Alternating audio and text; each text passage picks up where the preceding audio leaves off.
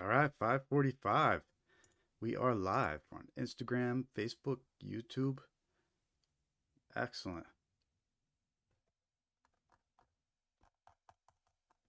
We're going to get started in about 5 minutes here.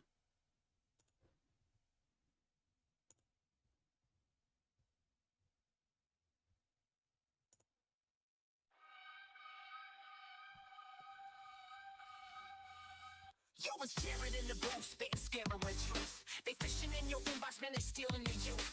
Phishing emails, got that urgent in the line. Click that link and your bank account's not fine. Fake tech support, they call you at noon. Your PC's infected, yeah, they're singing that tune. Pick butchering scams, that wallets to slice. Invest in the fake love, but you're paying the price.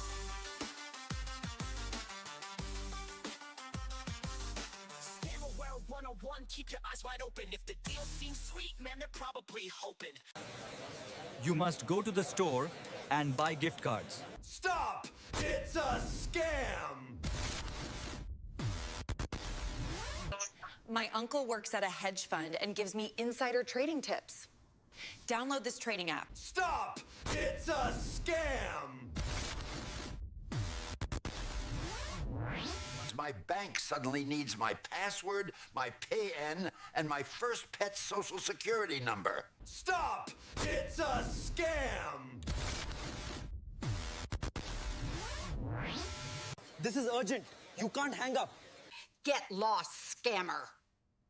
Fake tech support, they call you at noon. Your PC's infected, yeah, they're singing that tune. Pick butchering scams. We get started soon, everybody. Hit that like button. Say hi in the chat. Scammerware 101, keep your eyes wide open. If the deal seems sweet, man, they're probably hoping. Snatch your cash, then you broken the spare. Stay woke, my people, man, these crooks don't care. Wrong number text, they pretend they know you. Acting all friendly till they ask for a few. Grandparent scam, your grandson's in jail. Send the bail quick or his freedom might fail. Arrest warrant scam, police are on the line. Pay now or else they're taking your time. Fake order All right, text, DD. your package is delayed. You click that link, boom, your data's displayed. They'll call, they'll text, they'll lie, they'll scheme. Play on your fears, they'll sell you a dream. Be alert, my friend, don't take the bait. A second of caution could change your fate. Getting started soon. Hit that like button. Say hi in the chat. I see some new faces already. Excellent. We got, what is that, DDHX. Welcome. Get started a couple minutes. Hit that like button. Give us some reactions.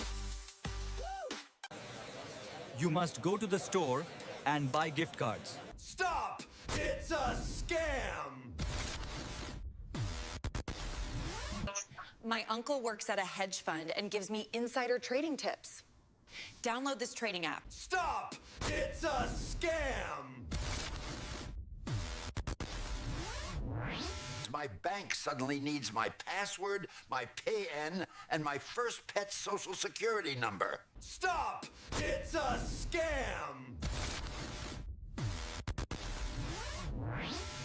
This is urgent. You can't hang up. Get lost, scammer. Snatch your cash, then you broken the spare. Stay woke, my people, man, these crooks don't care. Wrong number text, they pretend they know you. Acting all friendly till they ask for a few. Grandparent scam, your grandson's in jail. Send the bail quick or his freedom might fail. Arrest warrant scam, police are on the line. Pay now or else they're taking your time. Fake order text, your package is delayed. You click that link, boom, your data's displayed. They'll call, they'll text, they'll lie, they'll scheme. Play on your fears, they'll sell you a dream. Be alert, my friend, don't take the bait. A second of caution could change your fate.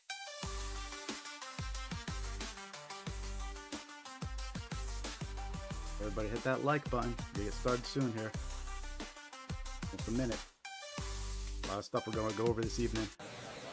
You must go to the store and buy gift cards. Stop! It's a scam! My uncle works at a hedge fund and gives me insider trading tips. Download this trading app. Stop! It's a scam! My bank suddenly needs my password, my PIN, and my first pet's social security number. Stop! It's a scam! This is urgent. You can't hang up. Get lost, scammer. Fake order text, your package is delayed. You click that link, boom, your data's displayed. They'll call, they'll text, they'll lie, they'll scheme. Play on your fears, they'll sell you a dream. Be alert, my friend, don't take the bait. A second of caution could change your fate. All right, everybody, welcome to the live stream. Get started in a second here. Let's get the slides ready for you.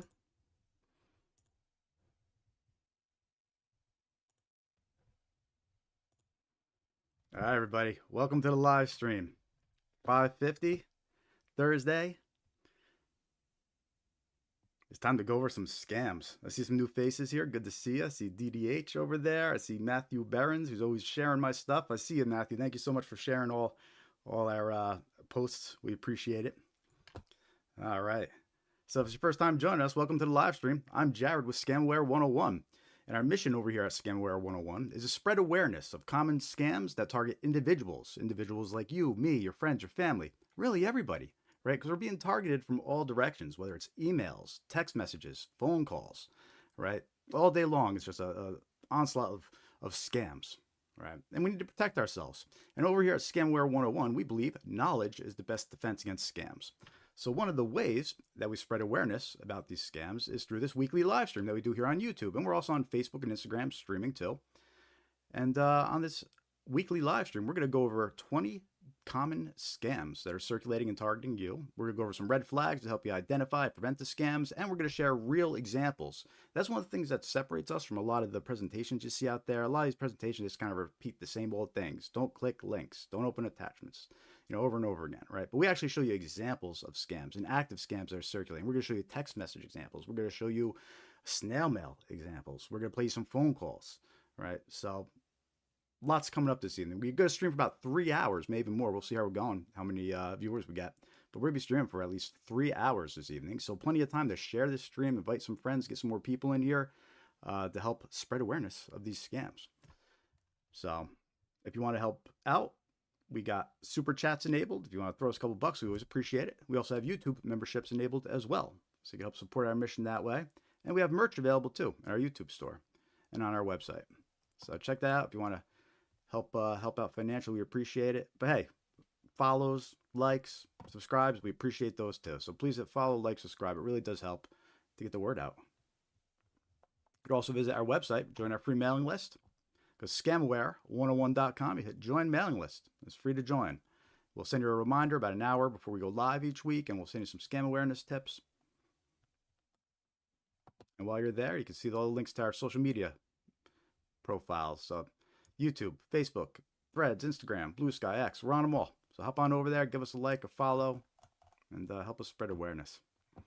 Now, with all that said, I think it's time to get into some scams. What do you all think out there? Let me know in the chat that you're watching. Hey, just so you all know too, I am mostly monitoring the YouTube chats, but I'll be switching back and forth over to Facebook and Instagram, seeing what's going on over there. It's going to take me a little bit longer to reply to the folks who are on Facebook and Instagram. But I have the YouTube chats in front of me right now. So for the quickest response, hop on over to the YouTube chat and you can put your comments in there and I'll probably respond to them. Also, one last thing about this live stream. Look, we have an agenda to go over, but it's not in stone, right? This is more of an interactive live stream, a chance to answer people's questions and hear people's stories and engage with viewers, right? So we're going to go through the agenda, but feel free to ask your questions. We might switch up the agenda. I might change around which scams we go over. We might change the topics around. We have fun on these weekly live streams. It's not as strict of an agenda as our webinars and other courses, right? So hit that like button. Give us some reactions in the chat. Participate and help us spread awareness. Let us know what's going on with scams in your life. Or you being targeted with? What scams are your friends falling for, unfortunately, right? We want to hear from you. Use our agenda here. And we're going to get started with some scams for you now. Oh, by the way, that opening track was by one of our members, Dave. We've been using it for a couple months now, and I'm not sure if Dave's here yet. He'll probably pop in soon if he's not. But we got the compliment from DDH over there saying that she loves it. She, I'm not sure, but loves the track. So appreciate it. All right, so let's start with some common scams to be aware of this evening. Got a lot to go over, and we're going to start with one that's pretty damaging, right? And very important to be aware of. It's a tricky scam. It's known as a fake order scam. Right? This is when victims receive a fake notification that an order was made under their account. Right? When the victim calls to dispute the fake order, a scammer impersonates customer support and attempts to steal their personal financial information. Right? Now, here's the thing about these fake order scams. The scammer could impersonate any vendor. Right? They claim to be from any company. And they can claim that any item was purchased. Because the whole idea is you're supposed to say, I didn't purchase that item. I need to cancel this order. Right? That's how the scam works. They trick you into disputing the order. And let me show you an example that we have of this. My first example here. It's a text message version of a fake order scam. You see this one impersonates Apple. And multiple people actually reported this one to me, and I received that as well quite a few times. But basically it says, we have noticed that your Apple iCloud ID was recently used at an Apple store for $143 paid by Apple Pay pre-authorization. Then it goes on to say something about suspicious sign-ins and then continues to say, call immediately to cancel this charge. Right? So if you get a text message like this, it's only natural to think, well, I better call. I didn't spend $143. I better call to cancel this charge. But that's the whole point of the scam. If you call that number, you're not going to be connected to Apple. You're going to be connected to a scammer. And that scammer's going to try to take your money. It's going to try to trick you. They go into a lot of common narratives. We'll mention them more as the live stream goes on this evening. But here's another example of this fake order scam. And this is the email version. We have a victim's story. And here's what happened to her. All right, so it was a 23-year-old woman in Lincoln, Nebraska. She lost $4,100 to this scam. And what happened was she received an email claiming she had purchased an iPhone. She called a number in the email to dispute the purchase. All right, so I'm going to stop right there and then we'll continue. But see, so that's the fake order scam. That's how it works. She got an email. She was notified that an iPhone was purchased under her account, right? And then it has a fake phone number to call to dispute the order, right? That's how it works. The scammer, the victim calls a number. They actually connect to the scammer. They think they're talking to customer service to dispute the order. And there's so many different variations of this scam because the scammers could, again, they could claim anything was purchased. They claim to be from any company. So anyway, this article gives us a little more detail about what happened as the scam progressed, right? So she calls up. She doesn't realize she's talking to a scammer. She thinks she's talking to customer support to dispute an iPhone purchase, right? So she's on the phone, and the scammers tell her that her identity's been stolen. Someone's opening up multiple accounts across multiple states, right? And they then transfer her to another scammer posing as a CIA agent who instructs the woman to withdraw $3,600 from her bank account and is instructed to purchase Walmart gift cards and send photos and receipts, right? Gift cards are a huge red flag. We see this all the time in scams. Scammers love getting gift cards. All right, we'll talk about that more later in the live stream too. So anyway, see how this scam works? The woman calls up and look, you might be wondering how they convinced her to purchase gift cards. Well, what they usually do is they convince the victim, your money's not safe. Someone's stolen your identity. They have access to your accounts, right? They're gonna take the money out of your accounts. You got to withdraw it first. So get to the bank, withdraw that money. And then they tell them some unusual payment form. Sometimes they'll say purchase gift cards. Other times they'll say purchase gold. Other times they'll say send in a courier to pick up the cash, right? So be suspicious of order notifications and phone numbers that are in emails from strangers, right? So that's a fake order scam. That's a text message version, and the victim story was the email version. But we also have a couple phone call versions I want to play for you. Right, so we have two phone call examples of these fake order scams. And again, multiple people reported these calls to me. Right, so they're actively circulating. We included one of these calls in a video we did about fake order scams on our YouTube channel. Right, and we got quite a few comments on that video, people saying they received the same call. All right, so let's take a listen to this first fake order scam phone call. This one impersonates Amazon, and it claims a MacBook Pro was purchased under your account. All right, let me know how the volume is in the chat. Okay, if it's too low or if it's too loud. Here we go. Fake order scam impersonating Amazon. This call is to authorize the payment of $1,499 for the recent order of Apple MacBook Pro on your Amazon account. If you do not authorize this payment, please press 1 to speak to our customer support representative. Right, so you see how that works? You get a phone call, and notice how it says to press 1? If you press 1, you're actually connected to a scammer. Again, that's how this scam works. The whole trick is they trick you into thinking you're talking to customer support. So look, you get a phone call like this, and it says you're going to get charged $1,499. So $1,499. But press 1 if it's not you. You know, a lot of people might freak out and press 1. But you do that, you get connected to a scammer. So watch out. Here's a second version of this scam. This one impersonates Walmart, and it claims a PlayStation was purchased under your account. We are trying to contact you concerning an unverified purchase of PlayStation 5 Special Edition bundled with Pulse 3D headset being ordered from your Walmart account for an amount of $859.50. If you did not authorize this transaction or wish to cancel, please press 1 or return our call on same number at your earliest convenience. All right, so that's the second version of this scam. It could vary. That's the thing that's so dangerous about this scam is they could claim to be from any company, and they could claim anything was purchased. All right. So if you find yourself in this situation where you're getting a phone call or a notification like this, the main takeaways are: don't trust the phone numbers telling you to call. Right. Don't press 1 because you never know who you're actually going to really get connected to because you don't know who's really calling you. All right. And by the way, you can't trust caller ID. That's very important.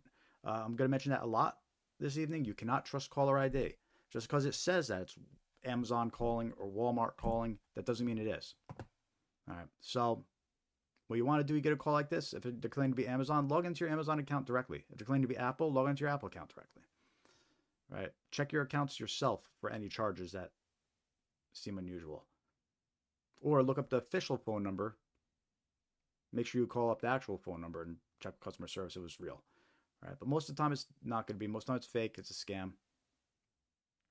And look, a lot of people are losing a lot of money to this fake order scam because they're so common. Emails, text messages, phone calls, right? We just kind of shared examples of each there for you. So watch out for fake order scams. How are we all doing this evening?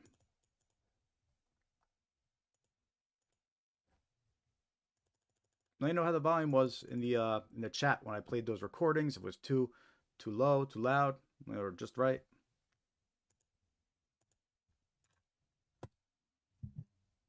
Drink it out of my Scamware 101 coffee travel mug, available in our merch store. Check it out on our YouTube store as well. YouTube store or our merch store on our website. Got some other merch in there. Let's talk about our next scam here. We're going to talk about grandparent scams.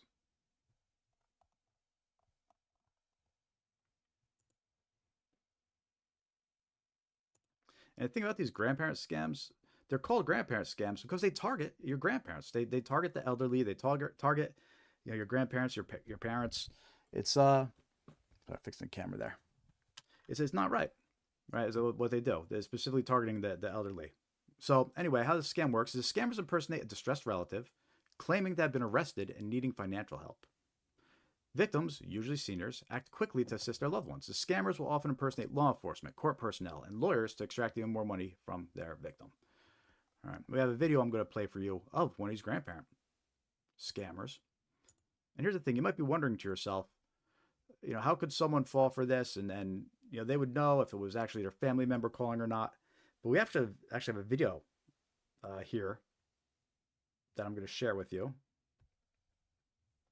And it shows a grandparent scammer from the Dominican Republic performing this scam, right? And the story behind this is someone on YouTube hacked into this scammer's camera and then recorded him performing a grandparent scam. So we actually get to watch a scammer performing one of his grandparent scams. He impersonates a loved one, and maybe you'll be a little bit more understanding of how someone could fall for this. All right, so let me zoom in on the video here a little bit more for you. And again, let me know in the chat the volume is. Nobody let me know, so. If you're just joining, say hi. No reason to be quiet. Let me know what scams you want to hear about. Share your stories. You know, what scams have you been targeted with? I want to hear from you.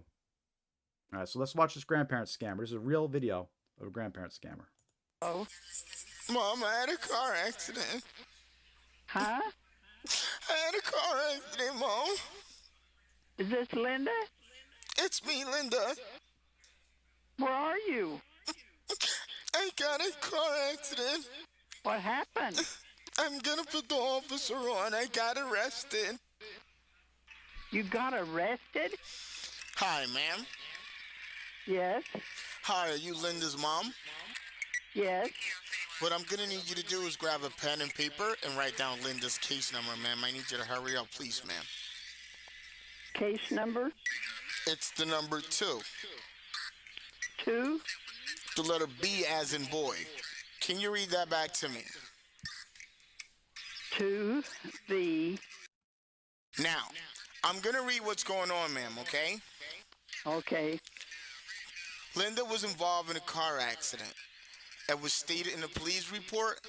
She admitted that was her fault. While she was driving, she was using her phone. That's what caused the accident, ma'am, okay? Oh, man. The woman that was driving the other vehicle was 7 months pregnant. We had to rush her into the nearby hospital. She might lose her baby. Oh, really? Yes. Now, we actually confiscating her cell phone for legal evidence, so she cannot receive or cannot make calls. This is going to be her only last call. Are you with me, ma'am? Yes, I am. Now, she actually wrote a note down here saying that she didn't want anyone to know about this. Let's honor her wish for right now because it's too much for her right now. That's what she's saying. Okay. What I'm going to need you to do, ma'am, is stay by the phone and wait for the lawyer to call, okay? Okay. Okay, bye-bye, ma'am. All right, bye. The next. That's a grandparent scammer. That's how a grandparent scam works, how they impersonate the loved one. And look, that could have been anybody's loved one in distress, right? It's only 20 seconds. It happens real quick, right? It could be anybody's granddaughter or daughter that's, you know, crying or upset. Hey, John, welcome to the live stream. Good to see you. And what they do, oh, by the way, that victim didn't lose anything. She was warned before the scammer took anything. But that's how this works, right? They impersonate a loved one that's in distress. It could sound like anybody's loved one.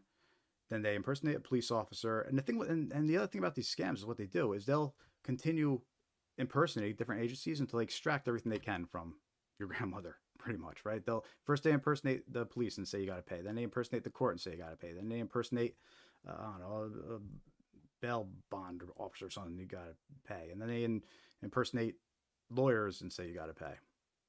So let's see. John's saying I'm blurry. You know what? I'm noticing that too. Let me try something real quick. Let me see if I'm wondering if the camera needs to be what? Let's try this real quick.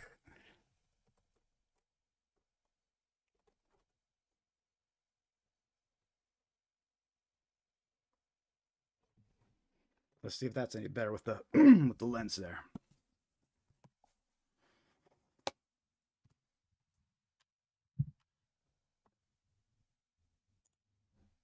That did it. Excellent. Good looking out, John. Well, even if it was out of focus or not, it just got cleaned up. So let me know how it keeps on going. So anyway, that's grandparent scams, folks. Watch out for them. Warn your grandparents about it. Really, they say the prevention they're supposed to take is the come up with a password or a secret that you could use between family members to prove that it's, you know, you and that's needs help. So watch out for a grandparent scam. And again, these scams, they want to take everything. They're pretty ruthless about it.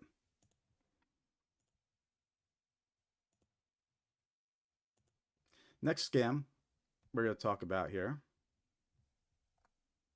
Inheritance scams. And we actually got a snail mail version of an inheritance scam that we're going to go over.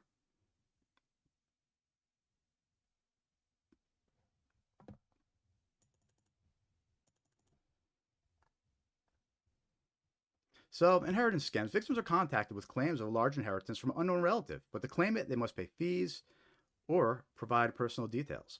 These scams exploit curiosity and greed to steal money and identity information. And look, here's a snail mail version that I want to share of this scam with you. These letters are actively circulating. Right? It's got a law office logo on it, law office letterhead, looks very professional, and they're claiming that a relative sharing your same last name passed away 4 years ago, and there's an inheritance of $10.8 million that you're entitled to. All right, here's the letter right here. It says risk-free, they're going to handle it all for you. And notice at the end they say, this claim requires a high level of confidentiality. Right, that's always a red flag too. We're going to talk about that in a little bit. Right, and how these inheritance scams work is to get that $10.8 million inheritance, they're going to say you need to pay taxes and fees on it first.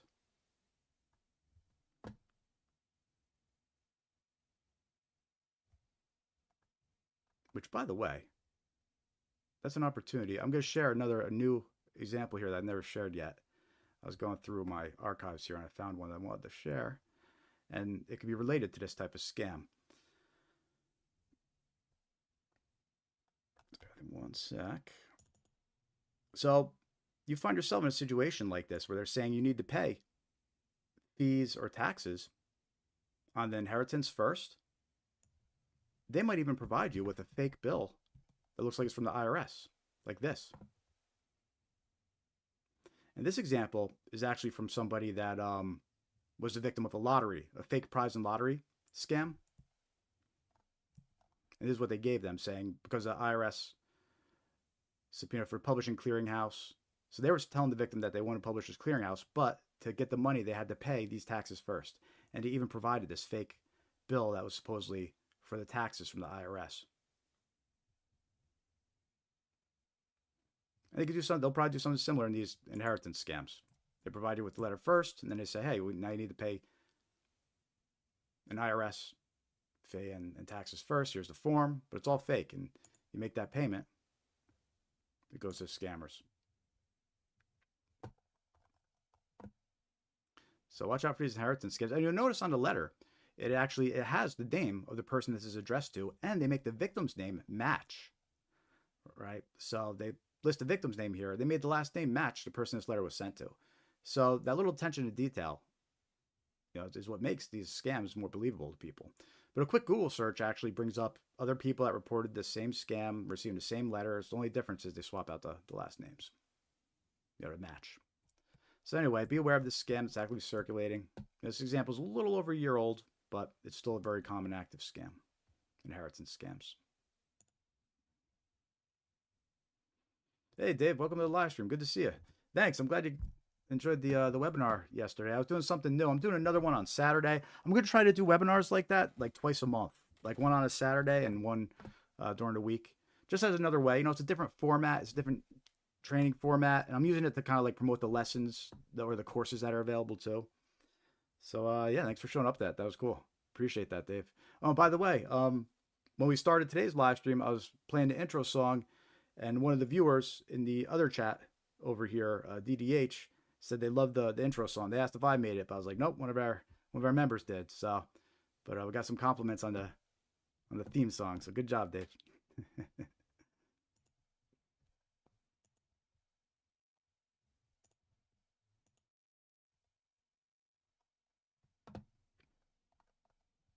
This next scam we're going to talk about here. This is an interesting gift card scam. I think it's interesting, at least. It's known as a secret survey check scam. But I think a more familiar term would be a mystery shopper check scam. Right? Because what happens is you receive a letter in the mail, and it says, congratulations. This package contains what you need to complete your first secret survey assignment. So have fun, make money, and help us improve global customer service. Right? And the letter impersonates CVS and Walgreens in this case. And basically, it's saying you've been selected to be a secret shopper. Also, included with the letter is a check. Actually, in the envelope is a physical check. So the victim receives a letter. They think they've been selected as a secret shopper. The letter says The enclosed check is $2,480, so $2,480.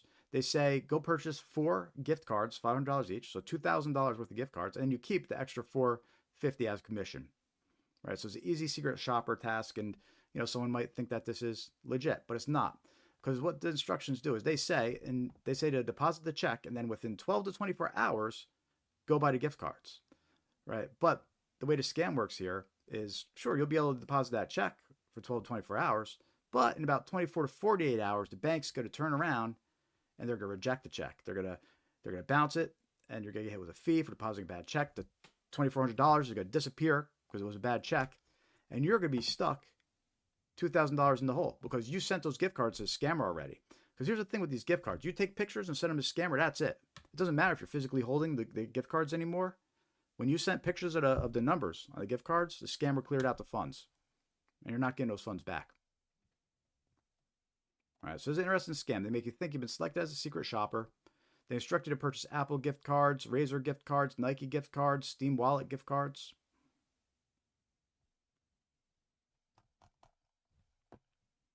We did a video about this scam, and people were leaving comments, and there was the same letter. Here's another version, same type of scam.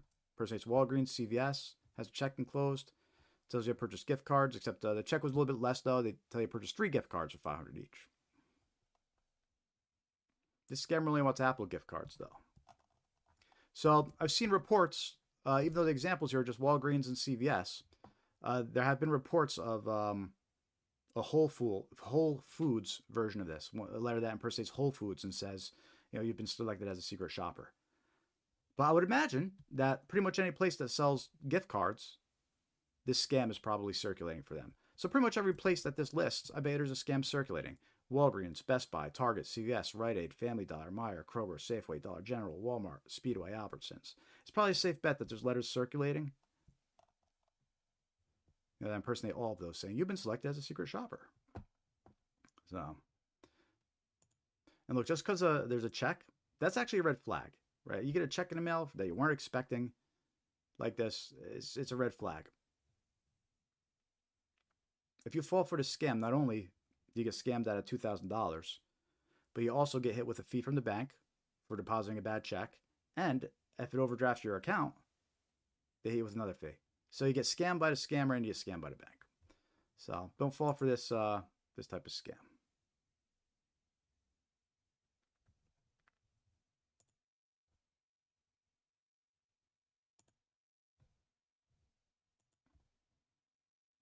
That's the first batch of scams. We're going to keep on going. Next batch of scams, we're going to talk about some QR code scams. We're on schedule here. 6:18, 6:20. Cool.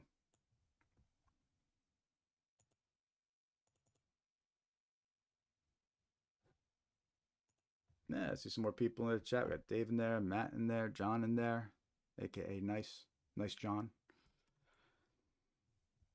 We had DDH in the other chat room. We got 2 live streams going over on YouTube, so there's two separate chats going on. We're also streaming on Facebook and Instagram as well. Let's see how things are going on over there. I see Pat's Web 2 over there on Instagram. Don't know if you're still there or not. Oh, that's Patty. I know you. How you doing, family? Let's see what we got going over on Facebook. Yeah, a little quiet, but that's okay. We're going to keep on going here. So this first QR code scam example we're going to share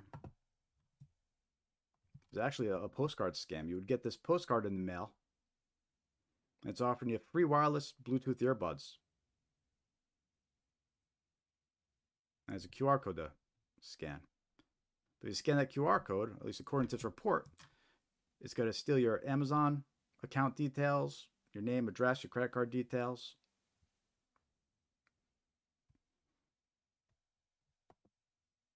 All right, so you have to be careful with QR codes. And even if it's a physical postcard that lands in your mailbox right at your front door, you still have to be suspicious. Scammers, they use snail mail and postcards too. Hey, Patty, welcome to the live stream. Good to see you in the chat.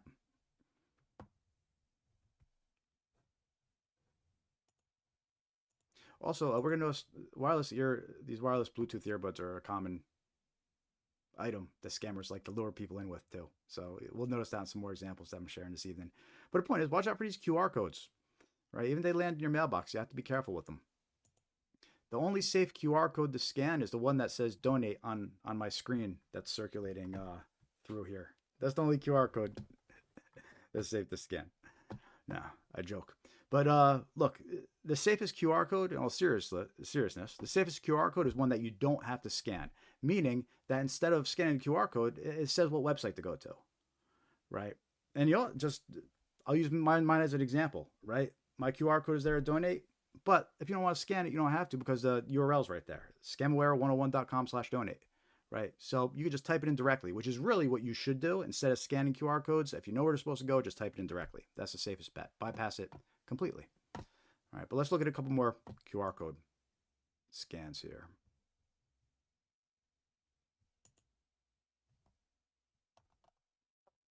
So what we've been seeing these scammers do with QR codes, they've been printing out stickers of their malicious QR codes, and they've been putting them on top of legit ones. So people are thinking that they're scanning the legit QR code, but they're actually scanning the sticker that was put on top of it, right? So you should always check, if you're going to scan a QR code, you should always check to see if it looks like it's been tampered with, or if it's a sticker that's been placed on top. Just to make things even more difficult, is some legit places, they use stickers to replace like damaged QR codes. So it makes it that much harder to detect if they're legit or not. Again, the best way is to bypass them. And in the case of this example here, where it's the parking meters, right? So these parking meters have the QR codes. Usually what they do, you scan the QR code and it brings up that parking app, right? Instead of scanning the QR code, just use the app directly. Load the app on your phone directly, download it directly, and just use the app. Or go directly to the website that the parking meter tells you to go to. If you could avoid scanning the QR code, avoid scanning it altogether. Avoid it. Because we have a warning here from the BBB about scammers putting their malicious QR codes on top of the parking meter QR codes. You scan that, you think you're paying for parking, you're actually paying a scammer, and then if it's a bad day, you come back and your car's towed because you didn't pay for parking. So watch out for these parking meters. And really, that just gives you an idea of any QR code in public. Scammers can be taken advantage of. So you have to be careful. And if you have to scan the QR code, right, at least preview where it goes to. A lot of times when you scan a QR code, it'll let you preview the website it goes to first, like the link. At least preview the link and make sure it looks like a legit link. Thanks to COVID, everybody learned, how to use these QR codes now, how to scan them because of touchless menus and all that. So let's talk about another QR code scam. Sticking with the theme of parking here. So this one's been being reported in a lot of major cities for quite a while now, actually. These FARC, I just make it up words, these FARC. I made up a fake and park. I merged the words fake and park and made up a word called FARC. Excellent. So these fake parking tickets, actual paper, physical pieces of paper, right, are being left on people's windshields as if there's some kind of parking violation, right? In this example, you can see that's Houston, but I remember seeing reports of this in Denver and other major cities too, right? But this is a fake parking violation. It's not real. And there's a QR code that when you scan, it takes you to a fake website that takes the payment, right? So if you find one of these parking violations on your windshield, make sure it's a real violation, right? This one doesn't even have like a website listed to pay for it, at least in the picture it doesn't. And if it did, it should be a .gov website. It should be some kind of official website. All right. But there's a QR code under this guy's fingers, which is why we're using this as an example for QR code scams. But it's also a good example of just a fake parking ticket scam in general. Right. So watch out when you're parking in the city. As if it's not a nightmare enough parking in some of these cities, now you got to worry about these fake parking tickets too. So there you go.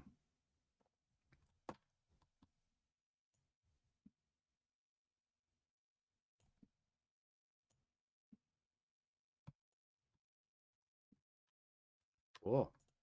How we all doing this evening? Got quite a few people on. Awesome. Good to see everybody. So, what we're going to do now, a lot of times what I used to do, most of the time, is I'd go over to the scam tracker map and I'd check out some recent scam reports. I usually close out the live stream with that. But you know what? I'm gonna shake it up a little bit. We're gonna do it right in the middle of the live stream. Let's go check out some recent scam reports on AARP. Let me know if you're up for that. So the AARP Scam Tracker Map, very cool resource. It lets you see what kind of scam reports are coming in all throughout the country. They're all recent scam reports, usually within the past day or two. And it's an excellent resource just to kind of get a feel for what kind of scams are trending and to see some new scam narratives that might be happening, right? So let's take a look at that for the next 20 minutes or so here. And really, that's where you get all the good details. So on the scamaware101.com website, we have a link to that. I'll show you where it is. But first, check out our website, scamaware101.com, and hit join mailing list if you're not on the mailing list yet. It's free to join. We send you reminders when we're going live. We'll send you some scam awareness tips, all good stuff. So scamaware101.com, hit join mailing list. It's free to join. And while you're there, give us a quick like, follow, and subscribe on your favorite social media platforms. We have links here all on the site: YouTube, Facebook, Threads, Instagram, X, and Blue Sky. It really does help. We count on your likes and subscribers, follows, all that stuff. It really does help, your shares. And while you're there, too, you can check out our merch shop. We have a link here. It says gift shop all the way at the bottom of the site here. But it's also our YouTube store. And we got some merch here to help support the mission as well if you want.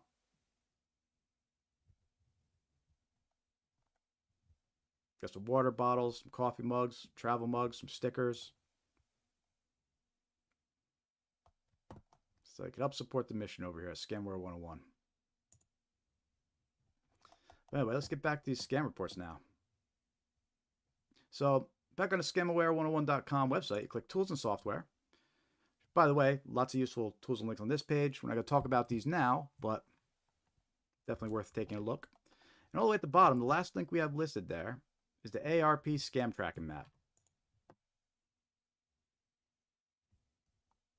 Now, you can narrow it down by zip code if you want. I'm not going to do that. I'm just going to take a look at all the reports coming in nationwide here. There we go. Let's see. Yeah, so most recent reports from 25th for yesterday. So there we go. All right, cool. So let's take a look at some of these reports. Ooh, first one. Blackmailing. Yeah, I want to talk about this scam because there's lots of reports about this. You know, the blackmailing, sexploitation, right? And now with AI, they're generating fake images. You know, whether images are real or not. Now with AI, they're generating fake images of people and using that to exploit them and blackmail them. I have to be careful talking about this topic though, because it could get me kicked off of YouTube, I think. But be aware of this one for those that are getting into online relationships or dating people online and getting a little flirty. We're seeing more and more reports about these types of blackmail and extortion type scams happening to people. So watch out for that. And in fact, the second one says too, blackmailed and sending money. So there we go. The first two scams reported were blackmail and extortion type scams. They don't give too many details, but it involves compromising pictures, let's say. Whether real or not, scammers using AI now just to threaten people.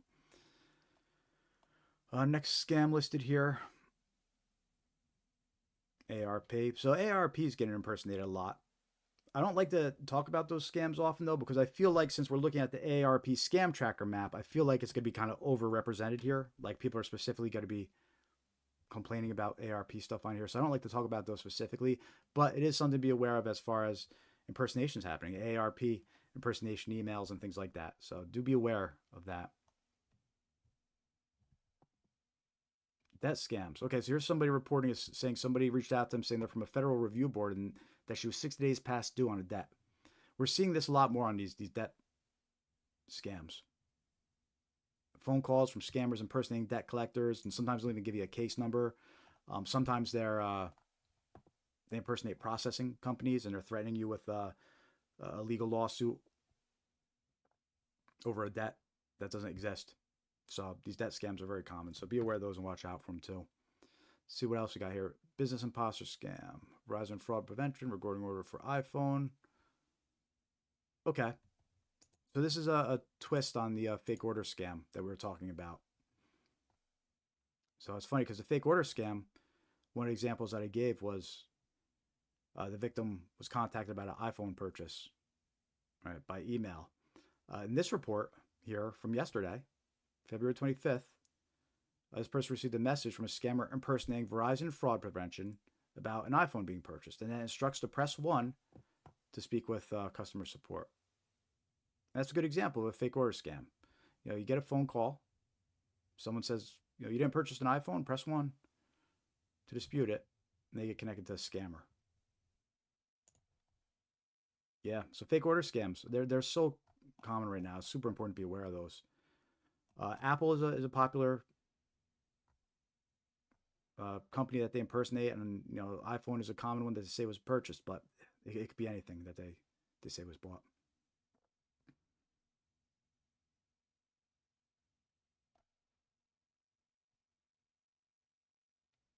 Several phone calls identifying a Sutter Health calling from phone number. Let's see what this is. Healthcare and health scams are a big one, especially for the older folks out there on Medicare, and you need to be aware of these scams. Received several phone calls from company identifying the phone number as Sutter Health calling. Some type of repair business from Sutter Health's name to get people. Oh, that's interesting. Huh. So there's a company, their caller ID says they're a health company, but actually a repair company. So when they call, it tricks people into answering. That's a little clever trick. So that's one I haven't heard about. You find little gems like that when you're going through the reports here. How y'all doing this evening? Are the reports boring you? Should I go back to these scam examples? Here's one. Let's see what this is. This looks interesting. Received a phone call that my son was in an accident, and called the number immediately. Call, I said it was attorney. I called my son to verify as well. He was home and it was a scam. So that was a version of that's a version of a grandparent scam, right? You get a phone call, they tell you your son or your grandson's been in trouble, been in an accident, right? In this case, they're impersonating an attorney. And they're going to try to get money out of you to help your loved one. So you have to be aware of that. There's a very common scam that's out there. I even showed earlier in the live stream, we showed that example of a grandparent scam where you actually impersonated your loved one, right? So if someone calls you up on behalf of your of a child or grandchild, be suspicious. You gotta talk to your grandkids first. Don't rush to pull out money. It's a good scam report. See, these are all active scams. These are all circular. Even the scams we just went over, right? That was a couple of scams I went over. We already saw reports in the first couple pages here.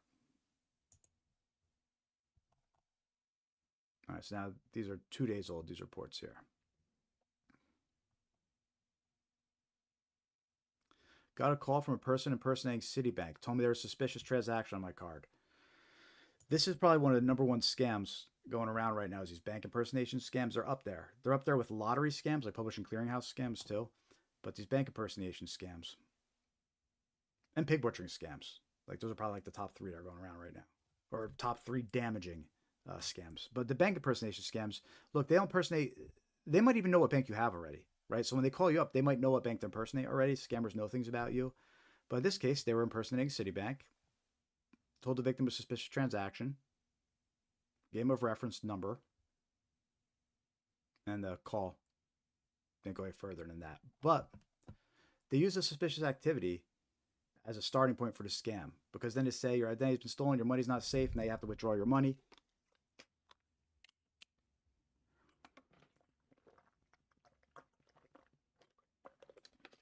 So, any calls claiming to be your bank. And listen, we know what these scammers do is they'll make the caller ID show the bank's name and number too.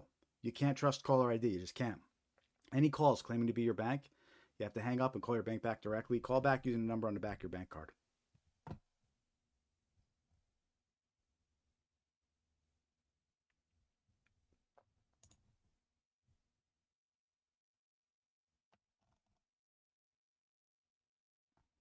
Check out a couple more scams here.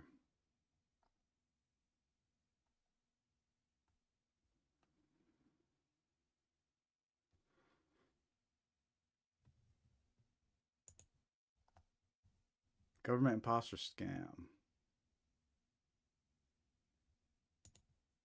Let's see. Next one's Medicare scam.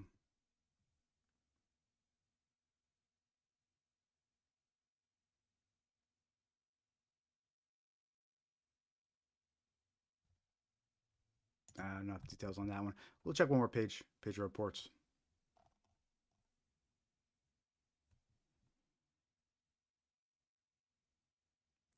Travel-related scam. That's worth mentioning. There's so many fake travel sites out there. Be careful what sites you use when you're purchasing hotels or travel tickets. We're seeing more and more fake rentals and things like that. So if you're going to use a travel agent, make sure you're a legit agent. You know, someone's used them before. Or if you're going to use a website, make sure you're using an actual travel website. You're not at a fake imposter website. Lots of reports about these travel scams. And in this report, the person was Googling Amtrak and she ended up on a fake website that made it look like she was purchasing Amtrak tickets. Yeah, be aware of that.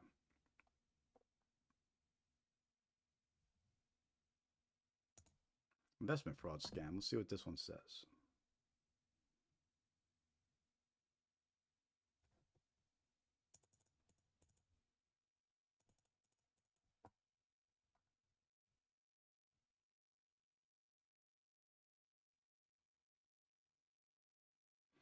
All right, so this is just some corny letter or email that the person received.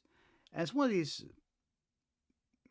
here, let me read it to you, just because it's a very common type of investment scam email that you might receive. It's somebody that claims they're from another country, they need help transferring money inside to the US, and they're asking for your assistance.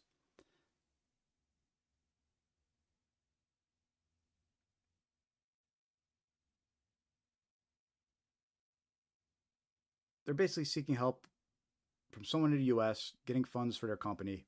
But it's all a BS story. It's all a BS story that they're going to end up scamming you to steal your banking details, right? So watch out for that type of unsolicited contact. You always have to assume that every unsolicited contact is a scam until you verify it's not. You really do.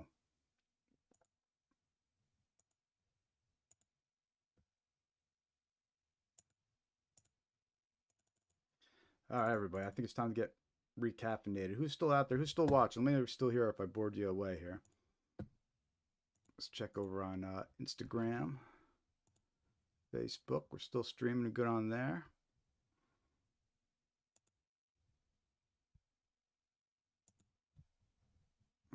Cool. I think it's a good time to take that, I don't know, should I take that quick first break or should we keep on going here for a little bit? Maybe I'll take that first break and then we'll jump into some more scams.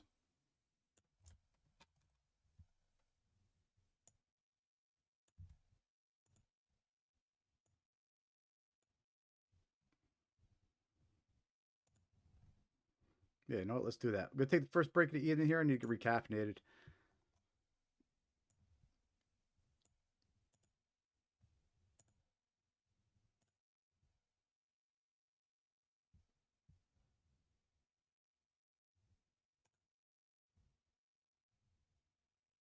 All right, everybody. We're going to refill the Scamware 101 travel mug, get recaffeinated for everybody because we got we got 2 more hours this evening. We got lots more scams to go over. So lots more to discuss and cover. I did a webinar yesterday too, so we're doing 2 days in a row here. So we'll see if I can make it through for 3 hours today. But we're coming up on hour 2 here. Finish up hour 1 and going into hour 2. And we have some of the best scams still up to come here. So stick around. Go check out some products in the merch store. Get your own Scamaware 101 coffee travel mug. We're going to be back in 5 minutes to continue.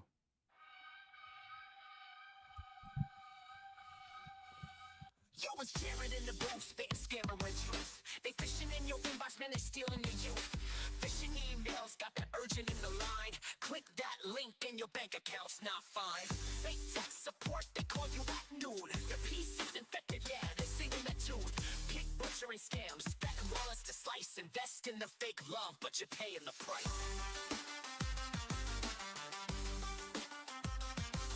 Scamaware 101, keep your eyes wide open. If the deal seems sweet, man, they're probably hoping. You must go to the store and buy gift cards. Stop! It's a scam! My uncle works at a hedge fund and gives me insider trading tips. Download this trading app. Stop! It's a scam! My bank suddenly needs my password, my PAN, and my first pet's social security number. Stop! It's a scam! This is urgent. You can't hang up. Get lost, scammer. Fake tech support, they call you at noon. Your PC's infected, yeah, they're singing that tune. Pig butchering scams, fat wallets to slice. Invest in the fake love, but you're paying the price.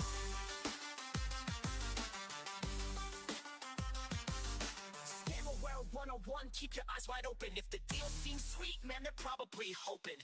Snatch your cash, then you broke in despair. Stay woke, my people, man, these crooks don't care. Wrong number text, they pretend they know you. Acting all friendly till they ask for a few. Grandparent scam, your grandson's in jail. Send the bail quick or his freedom might fail. Arrest warrant scam, police are on the line. Pay now or else they're taking your time.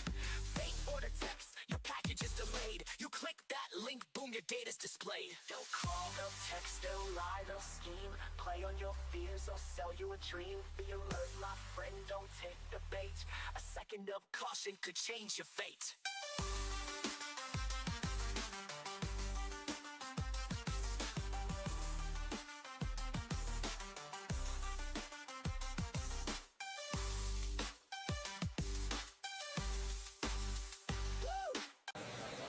You must go to the store and buy gift cards. Stop! It's a scam! My uncle works at a hedge fund and gives me insider trading tips. Download this trading app. Stop! It's a scam! My bank suddenly needs my password, my PAN, and my first pet's social security number. Stop! It's a scam! This is urgent. You can't hang up. Get lost, scammer. Snatch your cash, then you broke in despair. Stay woke, my people, man, these crooks don't care. Wrong number text, they pretend they know you. Acting all friendly till they ask for a few. Grandparent scam, your grandson's in jail. Send the bail quick or his freedom might fail. Arrest warrant scam, police are on the line. Pay now or else they're taking your time. Fake order text, your package is delayed. You click that link, boom, your data's displayed. They'll call, they'll text, they'll lie, they'll scheme. Play on your fears or sell you a dream. Be alert, my friend, don't take the bait. A second of caution could change your fate.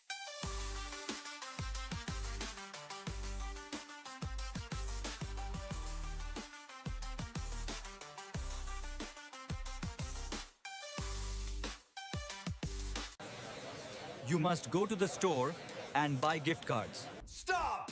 It's a scam! My uncle works at a hedge fund and gives me insider trading tips. Download this trading app. Stop! It's a scam! My bank suddenly needs my password, my PAN, and my first pet's social security number. Stop! It's a scam! This is urgent. You can't hang up. Get lost, scammer. Fake order text, your package is delayed. You click that link, boom, your data's displayed. They'll call, they'll text, they'll lie, they'll scheme. Play on your fears or sell you a dream. Be alert, my friend, don't take the bait. A second of caution could change your fate.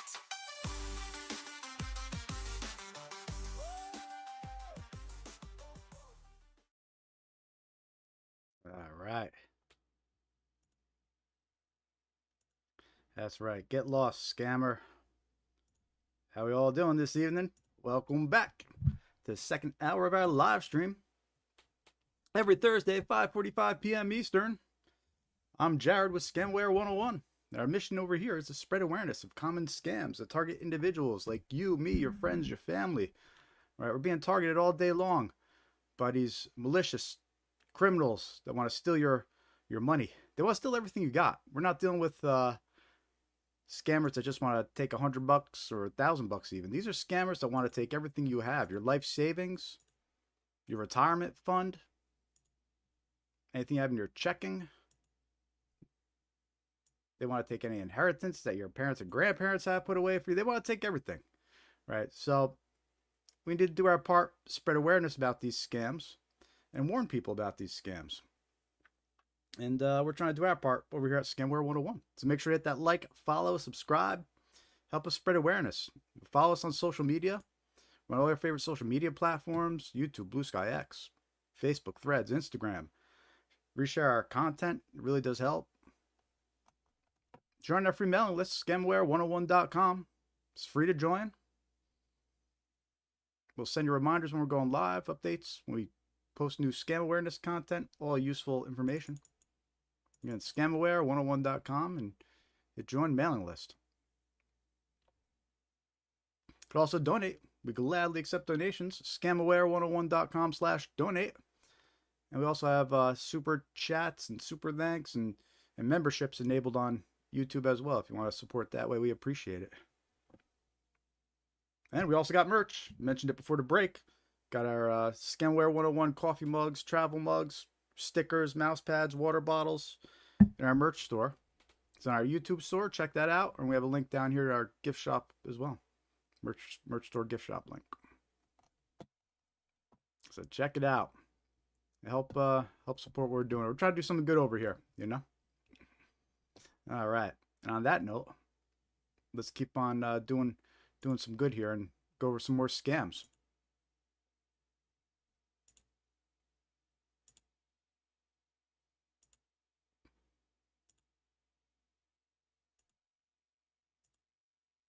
All right, so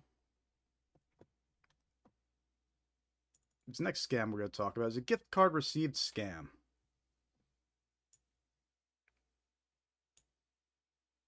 What do I mean by gift card received? Well, basically it's when victims receive an email notification that they received a gift card. When the victim attempts to activate the gift card by clicking a link, malware is installed on their device or a fake website is opened to steal personal information. Right, an email might look something like this. Your $50 gift card is here. Right, this one impersonates Venmo. Venmo, your company has given you an employee rewards card. Activate your card today. So if you get an email like this, you don't just want to blindly trust the link and click it. What you want to do is in this case, you want to check with your employer and make sure that they actually sent you this gift card first before trusting it. Right? Or if it says a family member sent it, you want to reach out to them first. A family member, a friend, because these scammers, they impersonate family members, friends. Also, they've been impersonating religious leaders. Like they've been impersonating leaders of your local church, leaders of your local synagogue, right? And they'll email the members asking for gift cards, offering to reimburse them. It's a crazy who these scammers are impersonating. Now they're actually impersonating your priests and your pastors.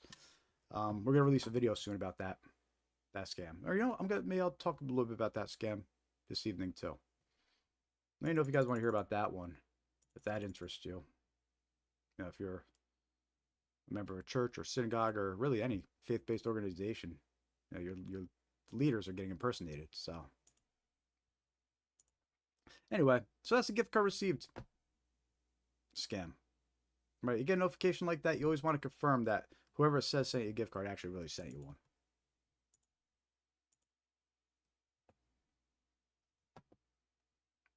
This next scam example that we have here is an investment scam example. It's an email.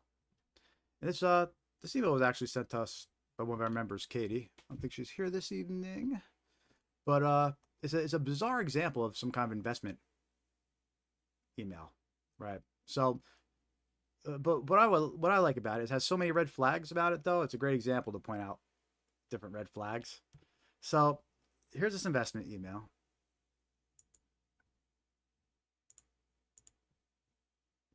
Can I not make this little bar up top go away?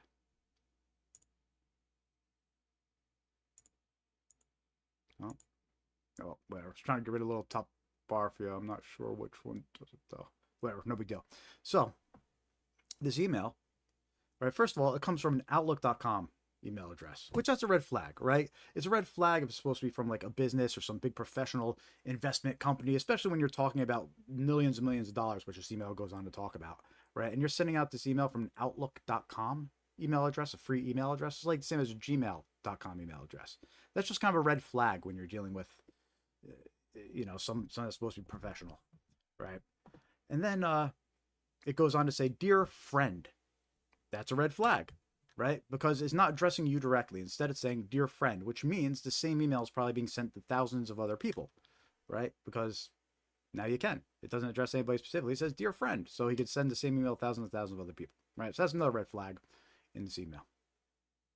Okay. He goes on to about this bizarre story. He's part of a holdings company, trying to establish a partnership in America.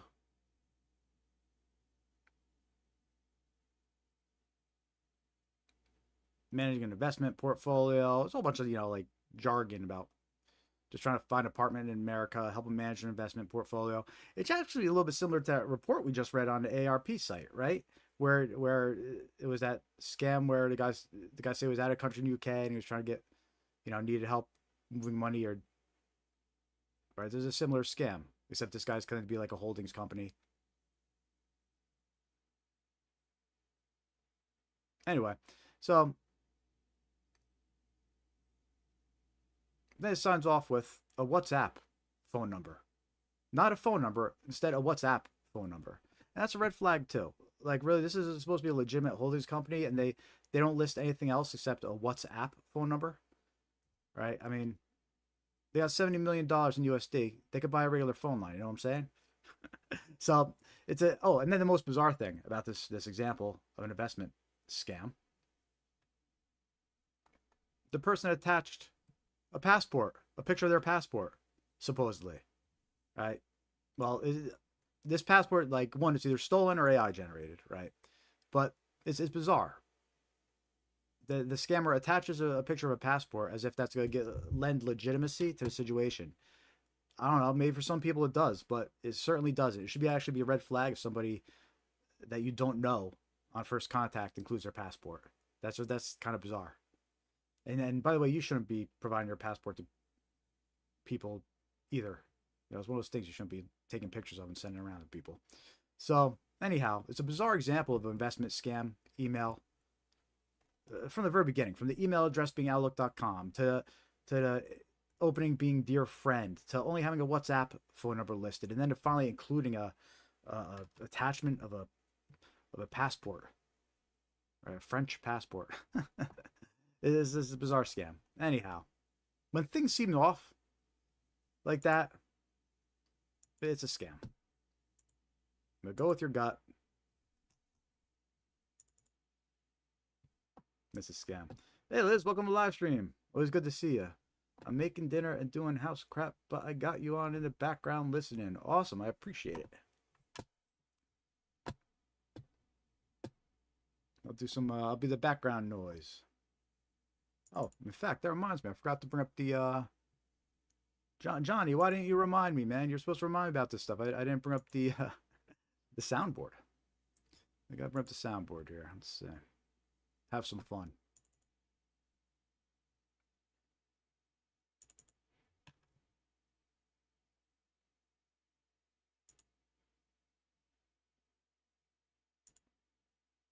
Okay, anyway, let's continue with some more scams. So that was an investment scam to watch out for.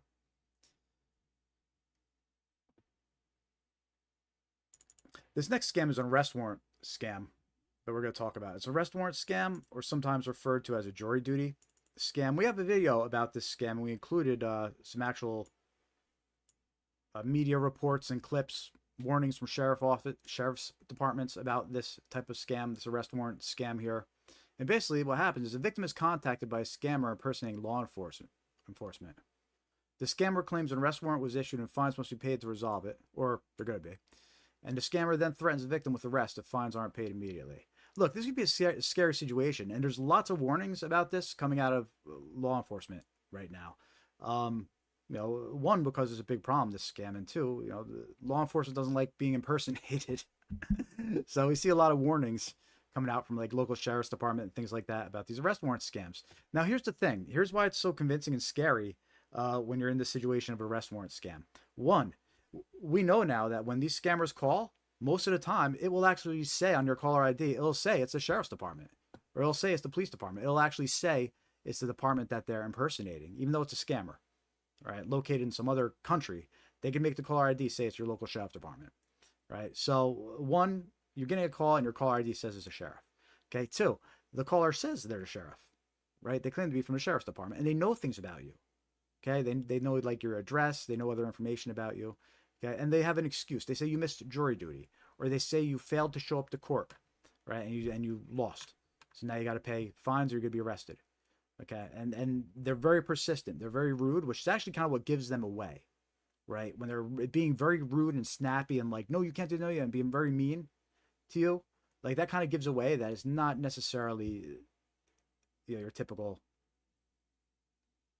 law enforcement officer, right? Anyhow, it could be a scary situation, but don't get fooled by it, right? You get a call like this, they're threatening you, telling you an arrest warrant was issued. Don't freak out, right? What you do, if you think that's true, if you think that's real, what you do is you ask what organization they're calling from, then hang up, and then look up the official number of that sheriff department and call them directly if you really want to check and see, right? But don't deal with the person that's calling you directly. Don't trust the phone number that they give you. Don't trust any information that the caller gives you about this warrant.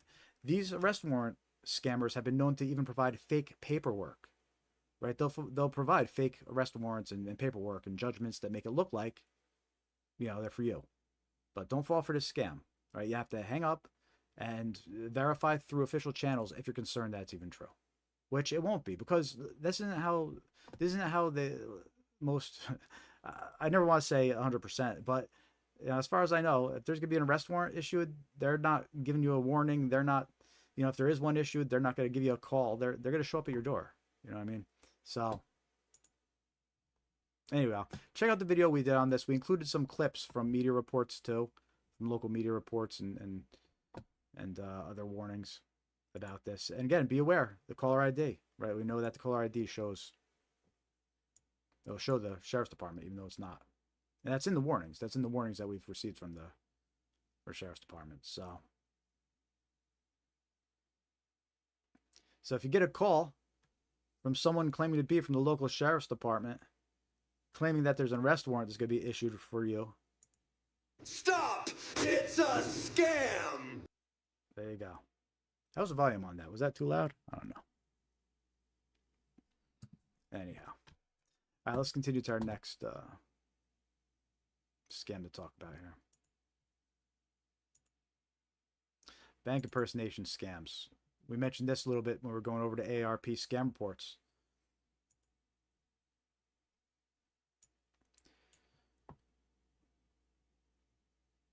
We noticed unusual activity on your account. Right, so that might be how the phone call starts with these bank impersonation scams. Because what these scammers do, they call you up, they say they're calling from your bank. Sometimes they'll even know what bank you use. They might even know what bank to impersonate, right? Because again, scammers know things about us. And they'll call you up and they'll say, we noticed unusual activity on your account. Right.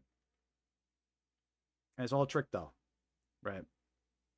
They're going to trick you into withdrawing that money. They're going to trick you into transferring that money. They're going to tell you that because there's suspicious activity, because there's fraudulent activity, your money's not safe. And you need to withdraw that money now before the scammers do. You have to do it immediately. It's not safe. That's the narrative. That's how they use fear to get you to act without thinking. You know, scammers going to take all your money. You got to withdraw it quickly. And the thing is, so many victims of this bank impersonation scams, they fall for them again because caller ID. Right? The caller ID says it's Wells Fargo. The caller ID says it's TD Bank. And they figure, well, this sounds really weird what they're telling me to do, but it's the bank. And then they end up doing what they're told. So very important to be aware of that, these bank impersonation scams. And look, it's not just phone calls, right? It's phone calls, it's text messages, those emails you get saying that there's suspicious activity or somebody tried to log into your account or you have to update information, right? All impersonating your bank.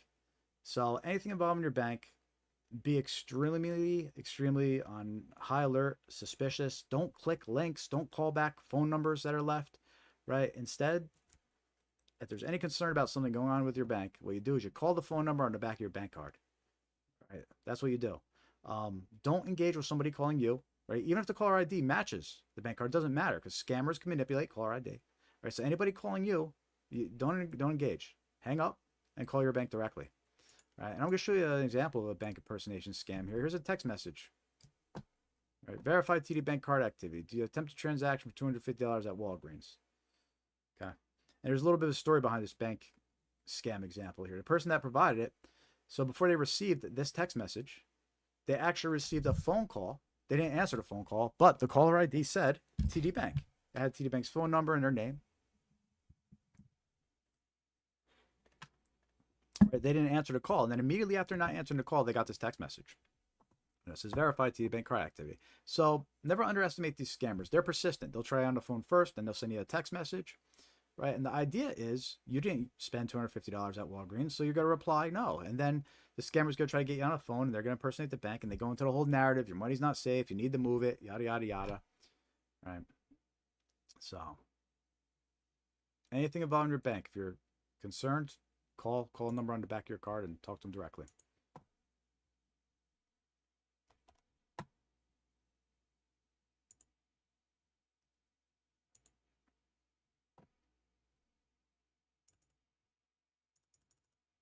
How are you all doing this evening? Hope you're all finding this helpful. If you're just joining us, welcome to the live stream. We've been going since 5:45 p.m. We usually go for about 3 hours on this weekly live stream every Thursday at 5:45 p.m. I usually try to go to about 8:45 usually, sometimes a little longer. So say hi in the chat. Let us know you're watching. Hit that like button if you haven't that like button yet. Hit that like button. Give us some reactions. Plenty of time to share. We'll still be going for another hour and a half, hour, 45 minutes, right? So plenty of time to share this live stream and get more people in here as well.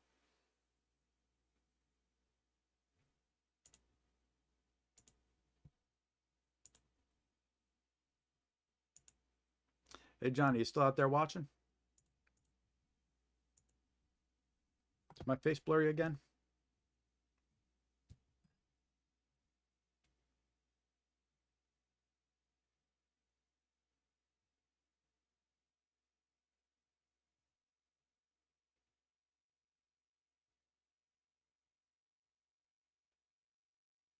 Okay, so next scam we're going to talk about. Oh, wait, hold on. Let's see what Dave's saying here. Arrest warrants typically require law enforcement to locate and apprehend an individual directly. Right, Dave? Directly from Google. Yeah, there we go. Directly from Google. Well, I'll tell you, I was at a scam awareness presentation. It was by the West Palm Beach Sheriff's Department a couple weeks ago. And the detective that was giving the presentation, he mentioned arrest warrant scams. And he said, look, we're not going to call you and warn you. He says, we're gonna ruin your day by showing up at 5:30 a.m. on your, at your door. So I'll take it from him. That's how those go. Hey, maybe some of my viewers could confirm that. Let me know, viewers. Share your personal experiences. There we go. Have you had a real arrest warrant issued for you? Yeah, how'd that go? Did they call you up nicely? Anyway, so the next game we're going to talk about. I don't want to get too off track here. Get lost, scammer.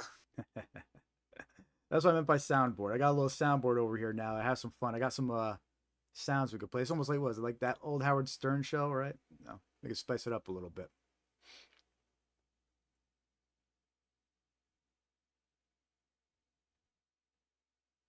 So I'm getting distracted. Okay. Next scam. Yeah, like I said, on live streams, we have fun on these live streams. We go over a lot of useful info, but we can turn into a party on the live streams. However, our webinars are much more instructional and formatted. So definitely check out our courses. By the way, I don't really plug our courses enough. Check out courses.scamaware101.com. We have a course available. It's $10. Check it out. And it's worth plugging. We have courses available too. More to come soon. Anyhow, let's talk about these wrong number scams. We did a video about these wrong number scams. It's actually our most popular video. We got 102,000 views on that video, which was wild. Usually our videos are lucky to get a couple thousand views, but yeah, wrong number scam video got 102,000. So anyway, it's a very popular scam. And it's basically how it works is scammers reach new victims by sending text messages to random phone numbers. When someone replies wrong number, the scammer attempts to continue the conversation and build a trust with the victim. Right? As trust is gained, this type of scam evolves into a romance or pig butchering scam that ultimately steals money from the trusting victim. Now look, this is one of those long-term deception scams. Right? They could start off with a wrong number. Right? Something as innocent as a wrong number. And what happens is these scammers try to gain your trust after sending you a text message. And they'll spend a couple weeks gaining your trust. Eventually they'll ask you to continue talking on WhatsApp. You know, it's a chat app. Instead of texting, use the chat app instead. And they'll text you every day, and you'll think you found a new friend, a new buddy. Sometimes someone starts getting romantically involved, interested, right? So like, that's how the scam works. They'll put into a couple weeks into gaining your trust. And it can start with just a simple wrong number scam. Meaning you get a text message. It can start something like this. Excuse me, is this Emma? Hey Anna, I'm Josie. Hi. Right? It can literally start with just hi. Because the whole idea is for the person that receives this message to reply back and say, who is this? Or, no, you got the wrong number. Right? That's why it's called a wrong number scam. And that's why they're so dangerous, because it could start with something so innocent sounding. We've seen them say, get a cup of coffee. Right? And there was another one the other day. Shoot, what was it? I forget what it was. They could just be any random thing. It's ridiculous, right? So here's an example of how the conversation might proceed. And bear with me here, and I'll explain why this gets so dangerous in a minute, right? So here's an example. Hi, who's this? Hi, Karina, you David, we met last week at Linda's party, right? No, sorry, you have the wrong number, okay? And really, at that point, the conversation should end. But no, because it's a scam, they continue. Oh my gosh, I checked and found out I entered the wrong number or wrong area code. I hope this doesn't bother you. I reply back, that's okay, no problem. Again, conversation should end at that point. But because it's a scam, it keeps going. Thank you very much. You're a very friendly, polite person. I hope we can be friends. Nice to meet you. My name is Karina. What can I call you? Right, they ask your name. You reply back your name. We said Pat. They reply back, you have a beautiful name. I'm from Malaysia, currently living in Los Angeles. Where do you live? So see what's happening here. First, they're asking your name. Then they're asking where you live. They're going to ask how old you are, and then they're going to ask other details about you, right?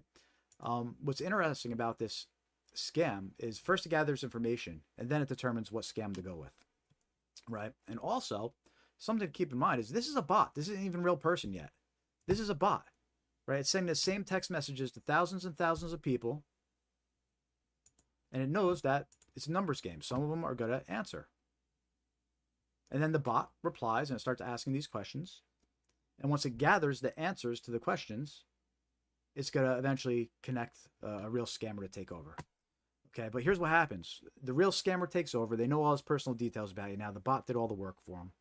All right. And this is where they build the trust, right? For a week, for 2 weeks, they're going to be messaging you every day. They might send you pictures. They might do video calls with you, right? And they're going to use AI to make it seem so real. The pictures are going to seem real. The video calls are going to seem real. The voice, everything's going to seem so real because of AI now. It's only getting more and more advanced. It was believable years ago. Now it's like with AI, it's super believable. Right. But it's a long-term deception, right? You think you have a friend. After a week or two, you think you have a buddy. You know a lot about them. They know a lot about you, right? And that's when they hit you with the scam, right? If it's a romance scam, they start going the route where it's like, oh, there's a medical emergency, or I need to fix something with a passport issue. Could you send me some money for this and that, right? But one of the most damaging scams that something as simple as these wrong numbers evolve into is a pig butchering scam, which is an investment scam. And I think we'll talk about that in a little bit. So I'm not going to go into pig butchering scams right now. If you want to hear about pig butchering scams, stay tuned. We'll go into those in a little bit more. But they're extremely damaging, and so much money is getting lost to these scams. And again, they all start from something as innocent as a wrong number. So don't reply. Don't even engage with these. It's not worth the risk. And plus, even replying to one of these messages, tells a scammer that your number's active and to target you more.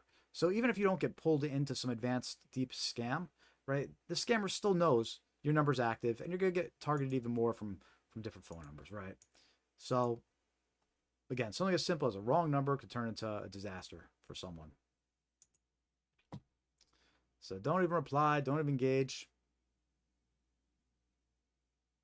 Stay safe. Watch out for these wrong number scams.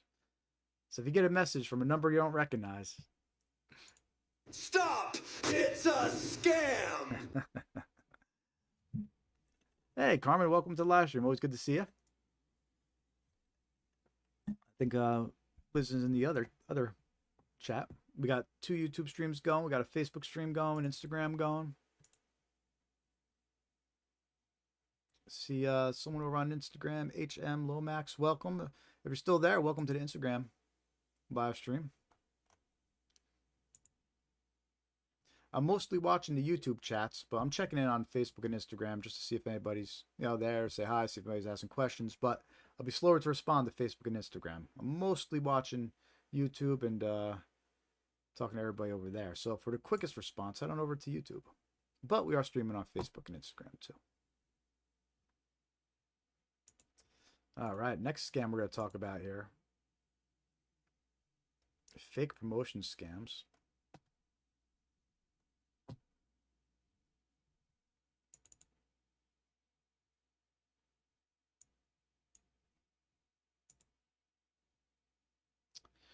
In fact, no, I'll just play through here. Yeah, so these fake promotion scams, these are tricky, right? So usually these scammers, they'll impersonate your service provider, right? Like Comcast, Xfinity, right? Like a cable provider, internet provider, Spectrum. There's been reports about Spectrum and Verizon, right? And victims are tricked into purchasing gift cards and sending them to the scammer. They think that they're paying for service with gift cards because they think they're paying Comcast or their provider, but they're actually paying a scammer. And how this scam works is it can start off with a phone call or a message from somebody claiming to be from Comcast or your provider, right? And they say that your promotional discount, your 50% promotional discount is expiring today. So your bill's going to double today, right? And if you want to handle it, you got to call back this number. And what they do is they leave a fake number. So you call back, you think you're calling Comcast to deal with this billing issue. You're actually calling a scammer. All right, so I'm going to play a recording of that message in a minute. But let me tell you real quick how this scam proceeds so you know what you're getting into here. All right, you call that number. Okay, you think you're calling, I'll use Comcast as an example. You think you're calling Comcast, it's actually a scammer. You get on the phone with them, and they say, yeah, your 50% discount expires today. It was a promotion when you signed up. Your bill's going to double. But we have a different promotion going on with Target, for example. All right, and what you could do is if you pay your bill in advance with a Target gift card, you could keep the same promotional rate, but you have to pay for a year of service in advance with a gift card. Maybe 6 months, a year, it varies, right? So they tell the victim, all you got to do is just go purchase a Target gift card or 2 Target gift cards, depending, $500 each from the store, and then send us a picture of that gift card and we'll put it towards your account at the promotional rate. Okay, so the victim goes out, purchases these gift cards, take the pictures, send them to the scammers. As soon as you send pictures of those gift cards, that's it. The funds are gone, right?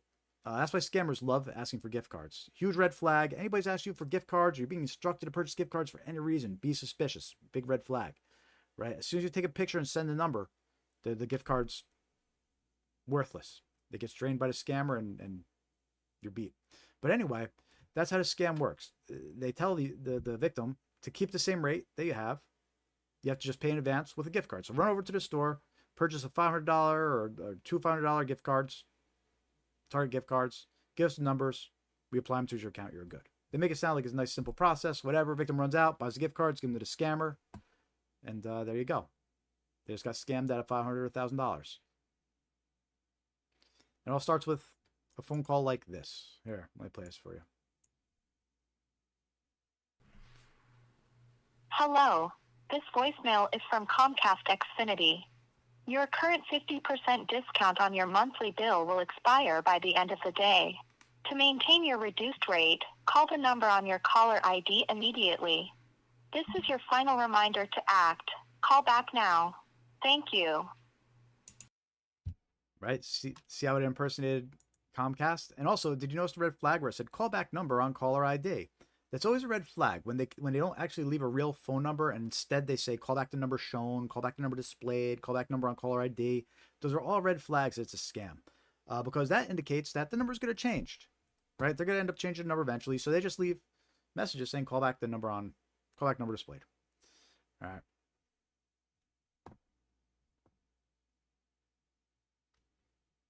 Dave recommends that if you're ever going to engage with scammers, he says don't engage with them. He doesn't recommend that you do, but if you are going to engage with them, don't use your personal number. Use a number that you don't care if it starts getting targeted all the time.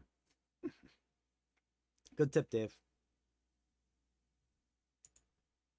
Yeah, you get a phone call like this claiming that your promotional discount's expiring or something's happening with your cable service or internet service. Instead of calling back the number that's left, or calling back the number shown on caller ID, right? Call back your provider directly, right? Go look at a number that's on a bill or go to their official website and call them back directly. Don't trust the contact information that's left by these scammers.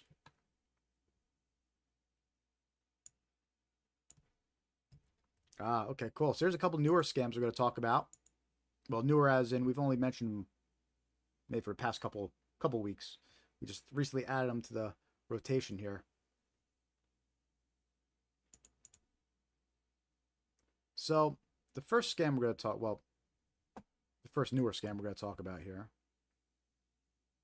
it actually targets church members, synagogue members, members of faith-based groups, right? It actually targets you, right? So anybody that's a member of a church or a synagogue or any other local faith-based organization or group, you might want to listen to this one here. Just trying to bring up my slides for this one. Where the heck is it?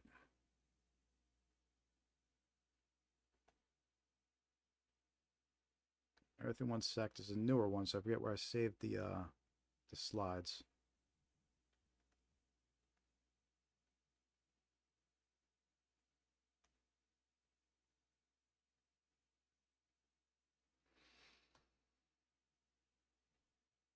Are you kidding me? Where the heck is it? This one's an important one, so just bear with me while I find the slides for this. Sorry, guys.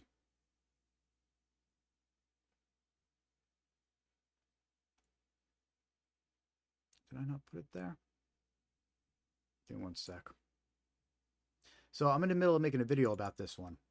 So probably the next video that I release is actually going to be about this scam that targets churches and synagogues. So let me just check. I think maybe I have my slides over there. Yep, there we go. Okay, so that's what it was. All right, so check it out. So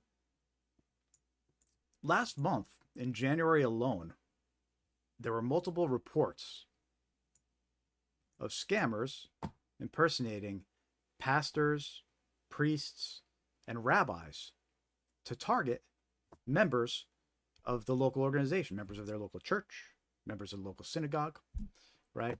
And what they do is they target the members with a gift card scam.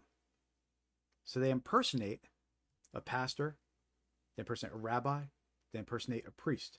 And what they do is they create a fake email address, like a fake Gmail address or a fake Outlook.com address. They create a fake email address using the name of the church leader or the synagogue leader, right? The leader of the faith-based organization. And they send an email to the members of the church or group. All right, so all the members get targeted by this impersonation scam that impersonates a priest, a pastor, a rabbi. And how this impersonation scam works, and I'll read you some direct reports, what they say here, right? So here's one, January 18th, right? So just over a month old, okay? An email seemed to be from the pastor of my church using a reasonable email address looking like it was from my church. Asked for a favor. Since I'm active in the church, I responded. The next email asked me to purchase gift cards to be given to members in the hospital during visits this week, with the church reimbursing me.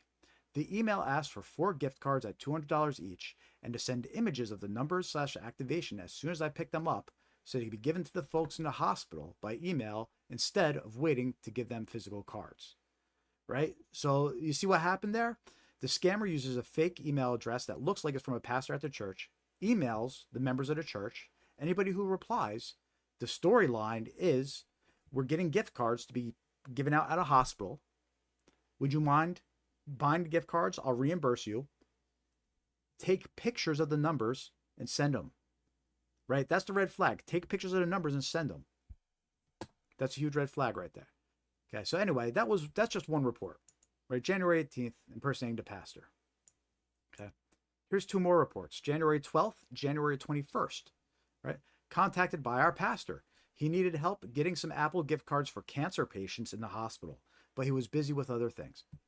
How low are these scammers that they're literally using cancer patients as bait to try and get? That says the person impersonates a pastor from our church in South San Francisco, asked to send money for Brazil because he has a personal emergency. All right, so in this case, the scammer impersonates a pastor, says he's in Brazil having an emergency and needs you to send gift cards. All right, so that was 3 reports right there of impersonating a pastor. Okay, let's see. Here's some more reports. Again, these are all just from last month. Here's rabbi. Someone saying they were my rabbi, asking me to get 5 Target gift cards, $500 each for sick people. $2,500. Right? I did not lose money as I realized it and stopped participating. But is there a way to report them? Right? So that was January 13th. Somebody's impersonating the rabbi. Tried to get them to purchase $2,500 of gift cards, again, for sick people. All right. So far we have pastors, rabbis. Right, here's another report from January 30th. Right, so this one's not even a month old. I received an email that appears to be from my priest. He asked me to buy 10 Amazon gift cards immediately. He needed to send them out. So we got pastors, priests, rabbis.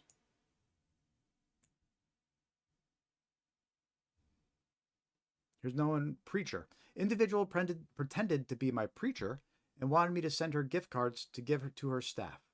Here's what she said in her email. I'm not going to read the whole email because it's a few paragraphs long here, but the gist of it is she offers to reimburse her for purchasing gift cards. In this case, they're for church staff that have been working really hard. So she wants to provide them as incentives. And since it's a surprise, they ask, don't tell anybody since they're a surprise. There's that request for secrecy. That's always a big red flag, right? But this was from somebody impersonating a preacher.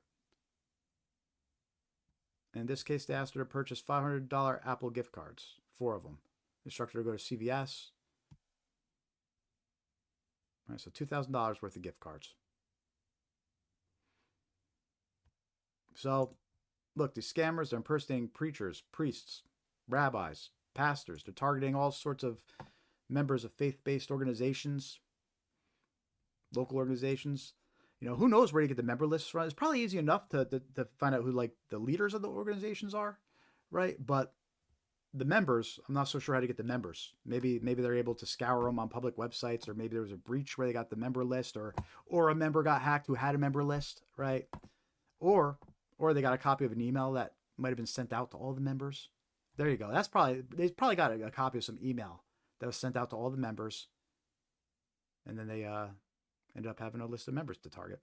Whatever the case, be aware of this, right? If you get some strange request, whether it's through an email or text message from someone at your church, a church leader, synagogue leader, any faith-based organization, be suspicious. Confirm a second way. Call on the phone, talk to them, right? But be suspicious. This is an active scam. It's actually been happening for quite a few years. You go back, you start seeing reports dating back a couple of years ago, warnings about this scam. But hey, last month alone, I just came across so many reports when I was reviewing them. So again, be aware of it and don't fall for it. You get some kind of request like that from a leader at your religious organization, be aware it's a scam. So that's a newer scam that we just started talking about. Definitely worth talking about. By the way, I do group presentations too. I do Zoom presentations over Microsoft Teams. I'll do them for churches, synagogues, for groups, right? So if you're interested in that, reach out. They are paid presentations. So, but it's one of the ways we make some money over here. So if you want a presentation for your group that includes a Q&A, include a Q&A afterwards, and they'll include a handout that they can take with them with examples of scams, and it's a very, very informative presentation to help protect your organization. Reach out to me and let me know, and I can tell you what's what we have available.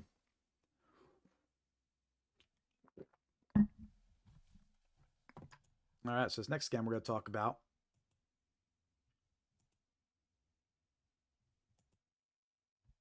This one's a interesting one. In fact, I don't even think I have slides ready for this one yet. Let me see here.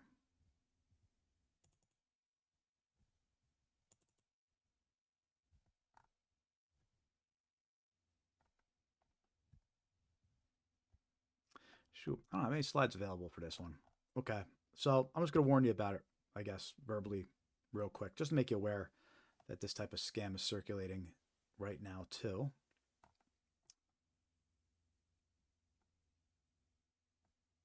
Shoot. Gotta make some slides for this one. Okay, anyhow, so this points expiring scam, this is how this one works. And again, I saw some reports came in last month about this one, so it's very recent, important to be aware of. And what happens is you get a phone call. At least these reports, it was all by phone, right? And the person calling, they impersonate Verizon or T-Mobile, I believe, were the companies they were impersonating.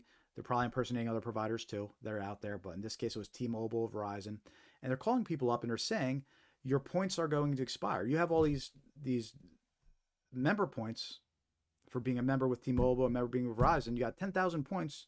They expire today. So go use these points to get a free product from us. We're calling to let you know. It's a courtesy call. Go to this address, this website, and claim your prize with your points, right? So what happens, though, is it's all a scam. If you go to that website, you're going to see all these products listed, and they look like they're free products that are being offered to you, right? But when you go to claim one, it's going to say, just pay for shipping. And that's how they steal your payment details. You're never going to get the product. It's never going to arrive. But it's going to be a product that's worth like $200 and it looks like it's a great deal and you only have to pay shipping, right? That's how they steal your personal details. And the scam got kicked off by a phone call saying you have points available. You think you're talking to T-Mobile. You think you're talking to Verizon. You think you're talking to your phone provider. And they're saying, hey, it's a courtesy call. You have points available.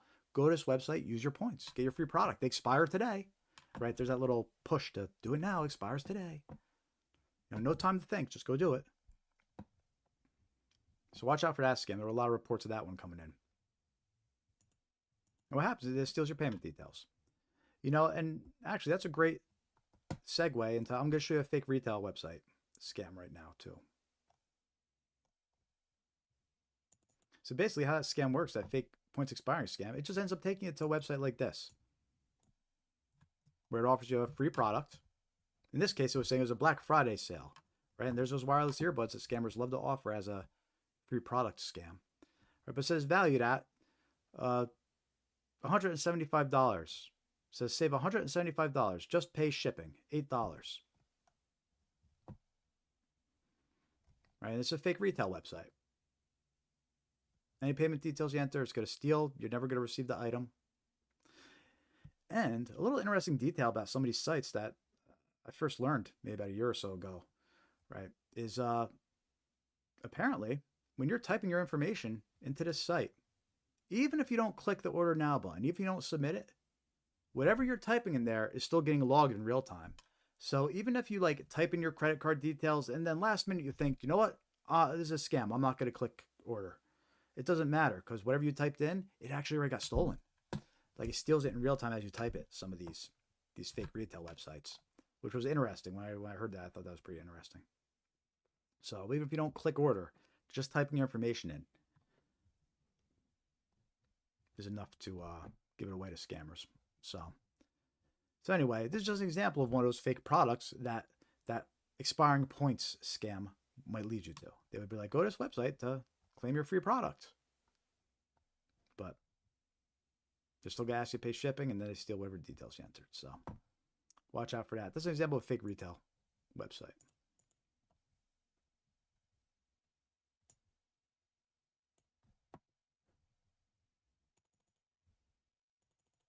Johnny says he can't stop hearing the sound effects in his head. Get lost, scammer. I don't know what you're talking about, John. All right, let's see. Let's go over some more scams, people. Let's talk about some government impersonation scams. These are actually really popular right now this time of year with Social Security and tax season and Medicare. So there's quite a few impersonation scams that we're going to dive right into and start talking about here. This first government impersonation scam we're going to talk about is Social Security impersonation scams. All right, so scammers impersonate Social Security officials and claim there are problems with the victim's number of benefits. They threaten action unless immediate payment or information is provided. Scammers also send fake emails that appear to be from Social Security, but link to dangerous websites. And that's what I'm going to show you an example of right now. All right, there's a fake email you might receive on your phone that's impersonating Social Security. Just Department of, right? You can't really see the email address unless you click on it. So it kind of cloaks the email address. You have to go to an extra step to click on it to see what the email address says. And also, it has a link that looks like it points to SSA.gov. And basically what this email says, it says, get your new information now. To see your statement, please download the file from this link. And it looks like the link points to SSA.gov. Then it says, we hope you find your new statement useful and informative. Thank you for using the Social Security Administration services. All right, but if you click that link, it's going to infect you with the virus. Stop! It's a scam! So if we look a little bit more into this email, looking at it on a computer, it reveals a little bit more information. First of all, you can see that the email address, it's actually a foreign email address. It's from Kenya. Right? It's not SSA.gov or any kind of government email address. So there's a big red flag there. And then when you look at where the link actually points to, because you got to hover over it and you can see where it points to, it actually points to a completely different website. It doesn't point to SSA.gov. It points to some random website with letters and numbers, some gibberish website. Right? And that's going to infect you with the virus. Whatever that link goes to is going to infect you. Right? So that's how this scam works. This fake statement email, right? You can see this example is dated February 6th, 2025. So this example is just over a year old now. But we still see reports as of recent as last week still coming in about the same email, fake statement, claiming to be from Social Security. All right, so don't fall for this email if you receive it. They claim to be from Social Security. And these Social Security impersonation scams, these are another one of those scams where you have to be on alert for phone calls, emails, text messages, right? You get targeted from all directions.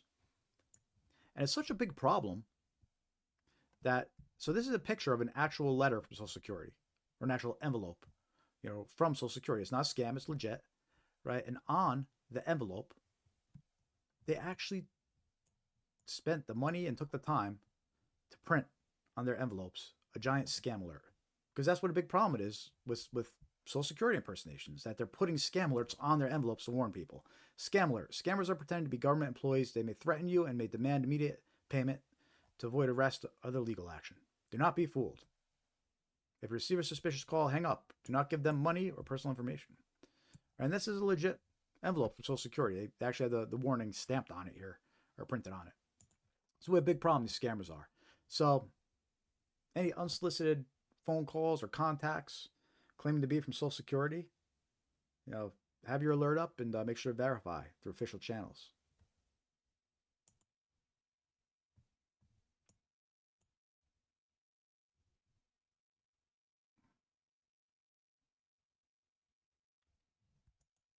Next scam we're going to talk about.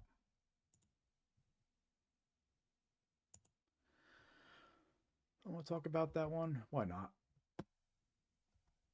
All right, so staying on a theme of government impersonation scams. Watch out for fake news articles that use government stuff to pull you in. And I'm going to show you an example about what I mean here. So this happened to me a couple weeks ago.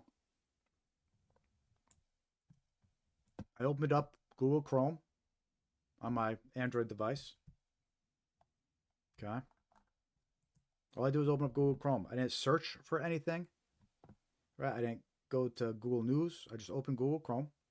And it's normal for that to show a news article, a couple news articles under, the search box, just by default. Right? And lo and behold, IRS confirms direct deposit for January 26, 2026. Check out payment dates, right? And it has some weird website name, esph.us. It's not like a trusted news organization or government website, right? So again, all I did was open Google Chrome. I didn't search for this or nothing. And Google practically was like, here's a fake news article, a fake headline. Click me. right? Well, let me show you what happens when you click this fake headline. Here's a quick video that shows you and how quick it happens. Click, brings up the fake article, disappears, boom. You're infected. You have a virus. Download this app to fix the virus. It's all a scam, right? You click that fake headline. For less than a second, it brings up a news article. I'll show you. For less than a second. Right, there you go. I paused it. There's a fake news article it brings up. There's no content or anything to read. It's not even real.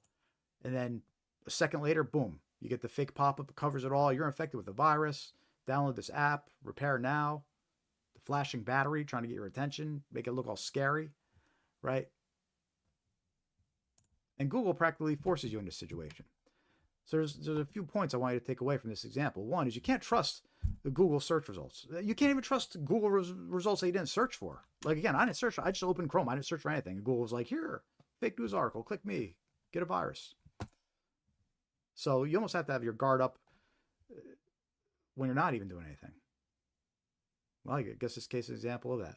So anyhow, be suspicious of clickbait headlines, right? When you click into a headline and suddenly you get a pop-up warning about a virus, that's a scam.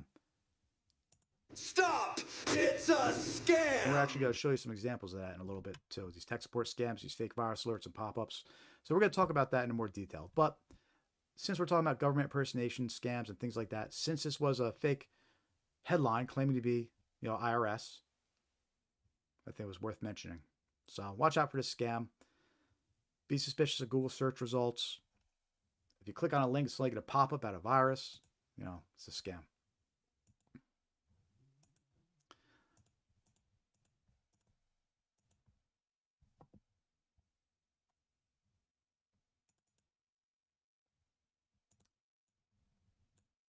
Next scam we're going to talk about here. IRS impersonation scams. When fraudsters impersonate tax authorities claiming the victim owes taxes must pay immediately to avoid penalties or arrest. They often demand payment by untraceable methods. Other times, they say that you're entitled to some kind of refund or direct deposit, and they need you to confirm your information. They're all scams. Any information is going to get stolen, right? They're going to ask you to confirm your bank account. If you enter your bank account, they're going to steal it. And I'm going to share a few examples, a few text message examples of these scams. Actually, let's see if I can find a slide here. It will be better.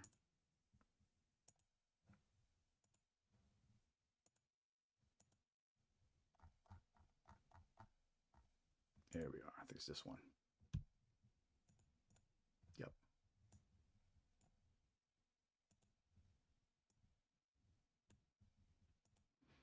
All right. So watch out for these text messages claiming to be from the IRS or Department of Taxation or Department of Revenue, right? Because there's 3 different examples on my screen right now of text messages that are impersonating one of those organizations, right? And in the first example here, the first one impersonates the IRS. And this example was actually provided by the IRS as a warning. They provided this example last year to warn everybody, if you see this text message circulating, don't trust it, right? There's no $1,400 economic impact payment. If there was, they wouldn't be sending text messages out to notify people. That's not how it works, right? So if you get a text message like this, it's a scam, 100%. Don't click on the link. Don't trust it. If it says you're eligible to receive a $1,400 economic impact payment, please provide your accurate personal information. We will deposit the amount into your bank account or mail a paper check within 1 to 2 business days. Right? And that has the fake link to click. So they're trying to steal your bank account details by impersonating the IRS. By the way, there's email versions of the same exact scam too. So if you get a text message like this is a scam, you get an email like this is a scam. Okay. The second example here, it impersonates the New Jersey Department of Taxation. Your refund request has been processed and approved. Please provide accurate information by September 2025. Again, these examples are from a couple months ago. So I'm sure it's still active right now. All right, funds will be deposited into your bank. That's got the link to the fake website. But it's a scam. They steal any details, right? So that one impersonates New Jersey Department of Taxation. And then this last example, this one comes out of Colorado. This was actually a warning that came from the state, I believe. I think the governor posted about it. Colorado Department of Revenue. Your refund request has been processed and approved. Please provide accurate information by October 22nd. Right? So still just a couple months old. We'll deposit the funds into your bank account or mail a paper check within 1 to 2 business days. This one even lists some banks to sound official: ESL Bank, Chase, Finger Lakes, Credit Union, M&T, and it has the fake link. Right, it's gonna steal your banking details, and it's all under the ruse of you have a refund coming. So confirm your information. So if you get these text messages or emails like this, don't trust it. Stop! It's a scam!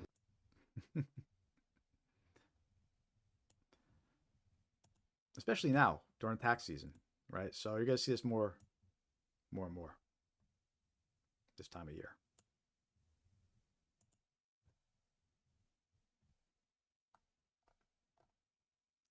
The next scams I'm going to play for you here.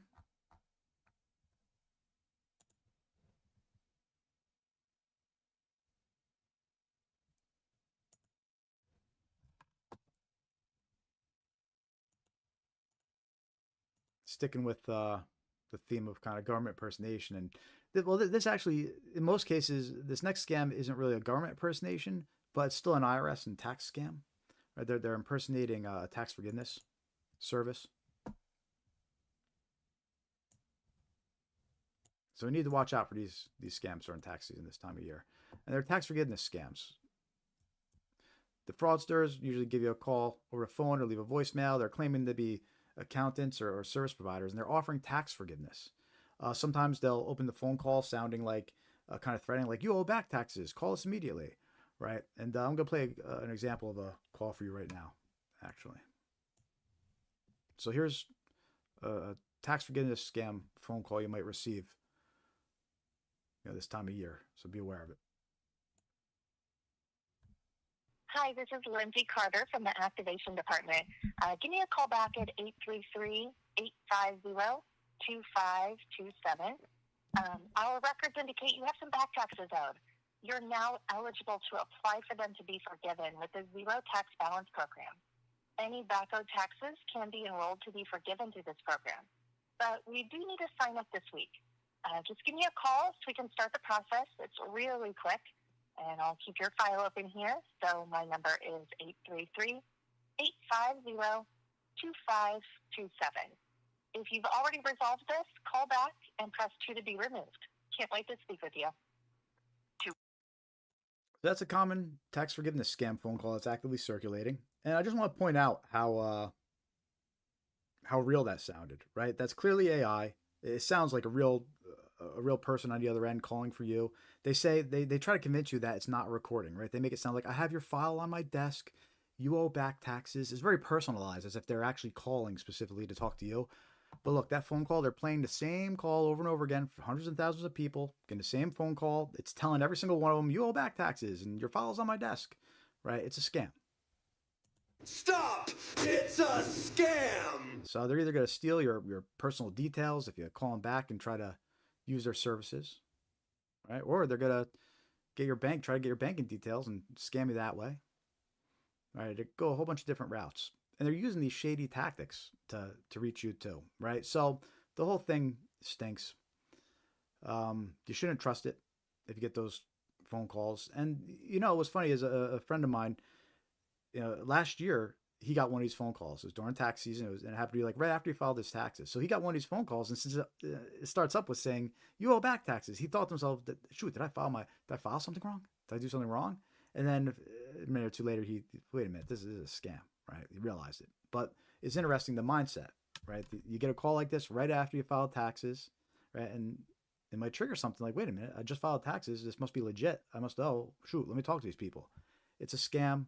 They're using psychology. Don't fall for it. I got one more example of a phone call, a tax forgiveness phone call. This one I received pretty recent. And it's funny because what it is it's a recording, but they're trying to make you think it's a real person. Okay. And he asks questions and they insert pauses to make it seem like the person's listening. This isn't like a machine that's like this isn't AI that's gathering my answers or anything like that. This is just a recording. And for 30 seconds, it tries to trick the person to thinking that you're actually talking to someone real, that someone's actually listening to you. And then it cuts over. It says, okay, I got a recording now. And it switches to recording. Anyway, it's an interesting example. But I'm going to play this recording for you real quick. And what you hear is actually what's happening. Like you'll hear it ask a question and you won't hear a response because I didn't answer. I didn't give a response. And then you'll hear the recording go, like I answered. Anyway, you'll see what I mean. Here, let's listen to this one and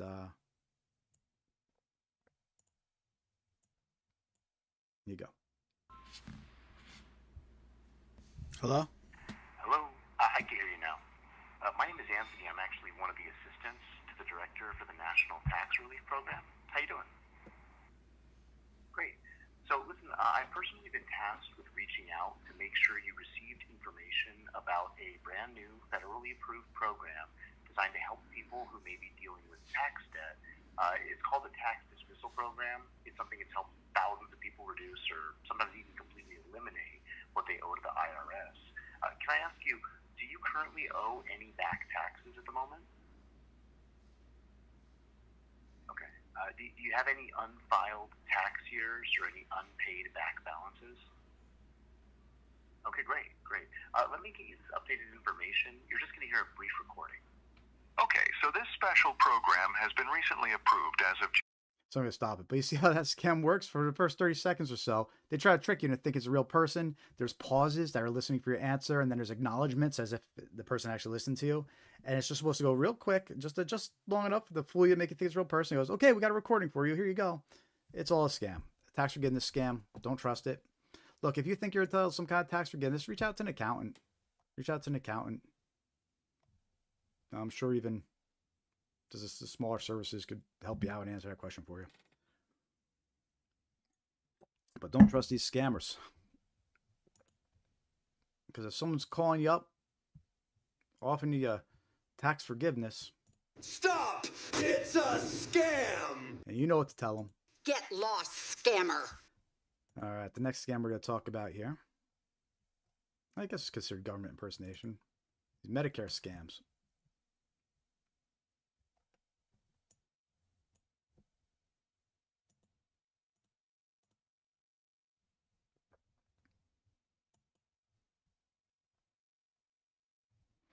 Actually, let me find the slide for this. I have a better slide for this. Yeah.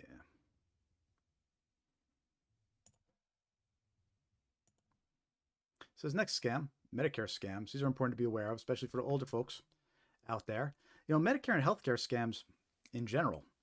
There's a lot of scammers out there and they're trying to get your medical information, your medical details, your insurance information, your Medicare information, because they want to file false claims using your information, right? They want to file false claims for tests that weren't provided and false claims for medical equipment. So either they could resell it or claim that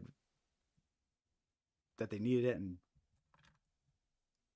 get reimbursed for it. They just want to file all sorts of false claims using your information, right? It's really bad. And these scammers are going to call you up and they're going to impersonate Medicare. They're going to impersonate insurance. They're going to impersonate pharmacies. They're going to impersonate your doctor's office, physicians, right? And when they're calling you up impersonating these organizations and these people, your caller ID might even show the phone number of these pharmacies and your doctor's office, right? It's one of those scams where the caller ID is being spoofed and manipulated by these scammers. So even if you get a phone call claimed to be from your doctor and they're saying, we need your Medicare number, or we need the date of your service started, or we need your birth date, you can't give it to them, right? Hang up and call your doctor's office directly instead.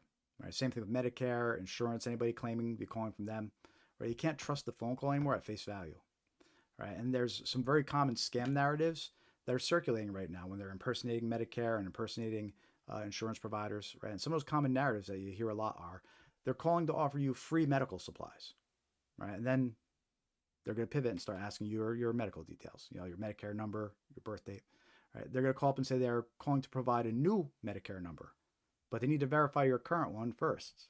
Don't trust it. It's a scam. They're just trying to get your current Medicare number, right? They'll say that there's updates or changes to your Medicare benefits, and then they're going to transfer you to somebody who's going to try to get your Medicare number from you, your date of service start, your birth date. In some cases, they'll know things about you already. A lot of these reports indicate that they knew Social Security numbers already. So they would try to say, this is really Medicare. Look, these are the last 4 digits of your Social Security number.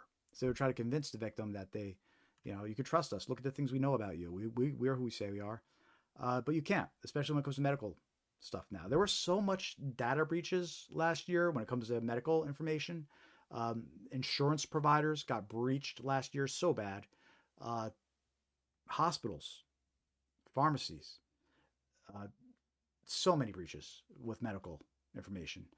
I've seen multiple breach disclosures being sent out to patients, warning them about what information has been stolen, right? So at this point, so much of our medical information is out there.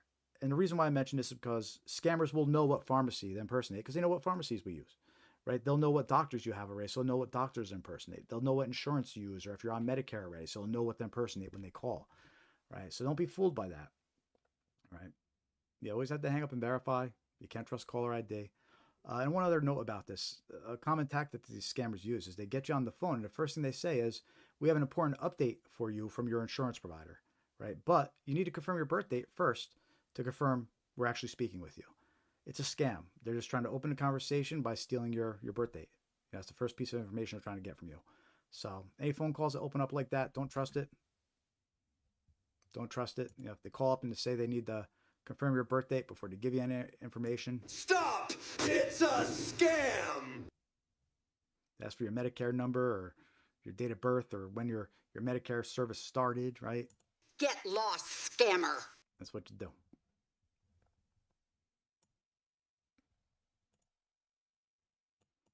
So there you go. That's a whole bunch of government impersonation scams. Social Security, IRS, Medicare. Look, scammers impersonate everybody. Don't underestimate them.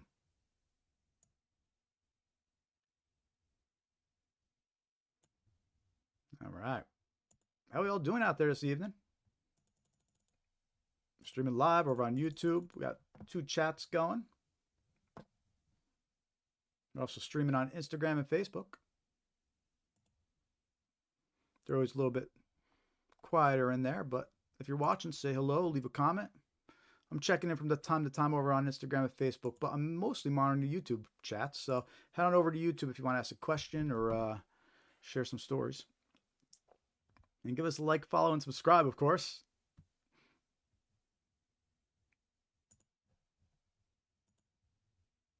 Hey, if it's your first time joining us, welcome to the live stream.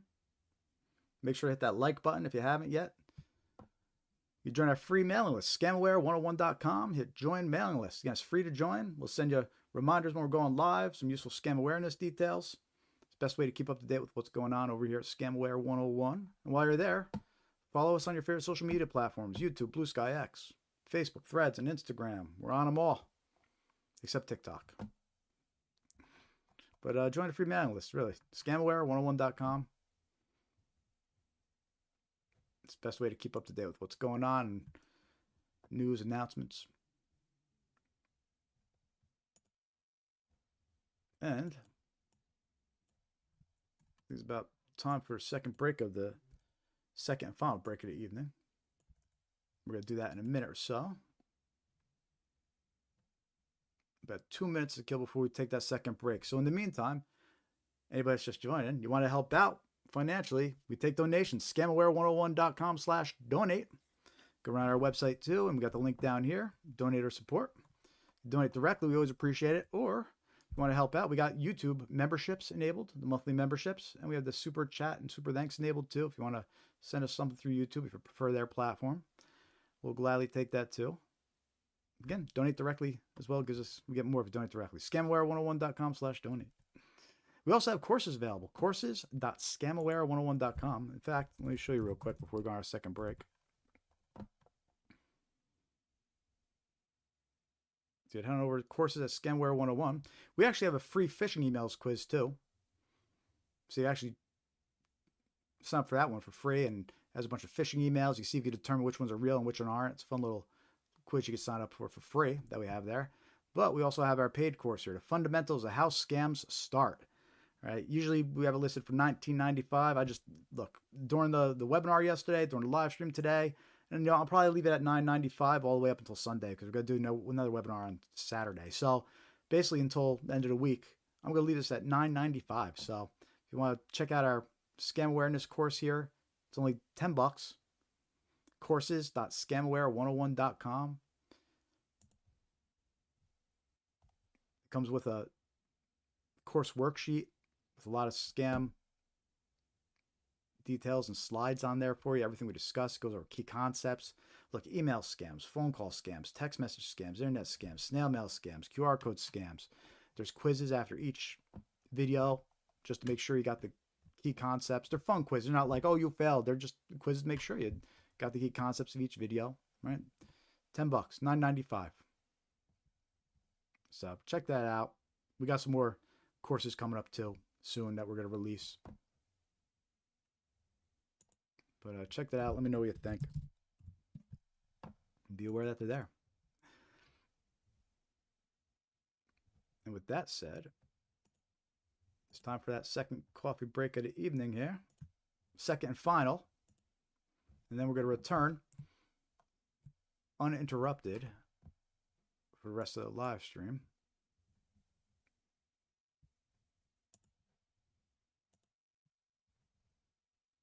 Make sure to hit that like button if you haven't yet. Say hi in the chat. Give me some reactions. Back in 5 minutes.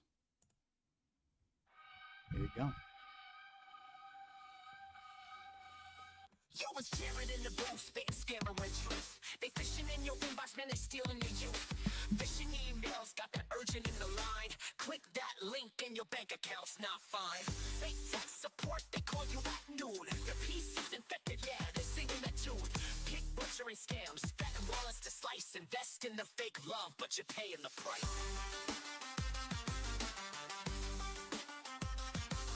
Scammer World 101, keep your eyes wide open. If the deal seems sweet, man, they're probably hoping. You must go to the store and buy gift cards. Stop! It's a scam! My uncle works at a hedge fund and gives me insider trading tips. Download this trading app. Stop! It's a scam! My bank suddenly needs my password, my PAN, and my first pet's social security number. Stop! It's a scam! This is urgent. You can't hang up. Get lost, scammer. Fake tech support, they call you at noon. Your PC's infected, yeah, they're singing that tune. Pick butchering scams, betting wallets to slice. Invest in the fake love, but you're paying the price.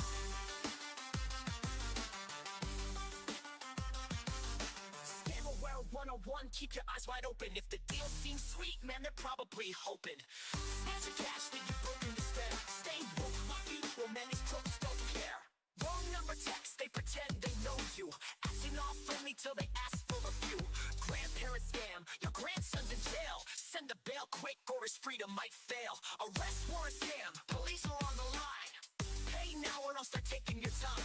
Fake order text, your package is delayed. You click that link, boom, your data's displayed. They'll call, they'll text, they'll lie, they'll scheme. Play on your fears or sell you a dream. Be alert, my friend, don't take the bait. A second of caution could change your fate.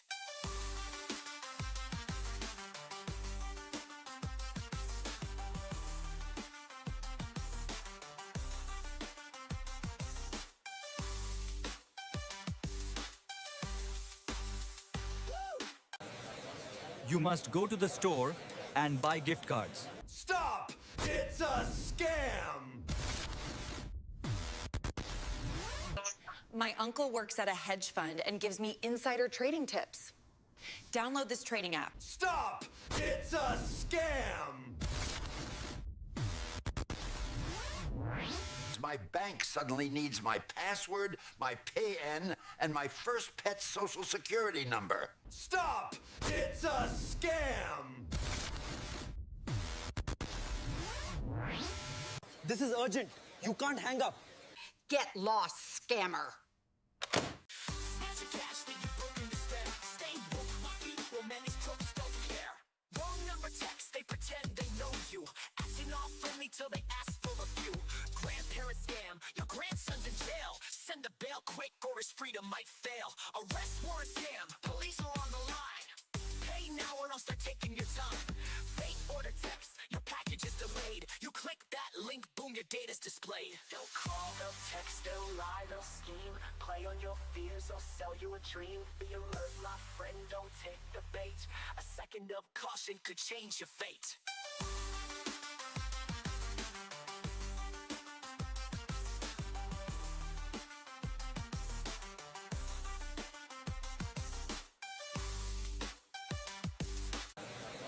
You must go to the store and buy gift cards. Stop!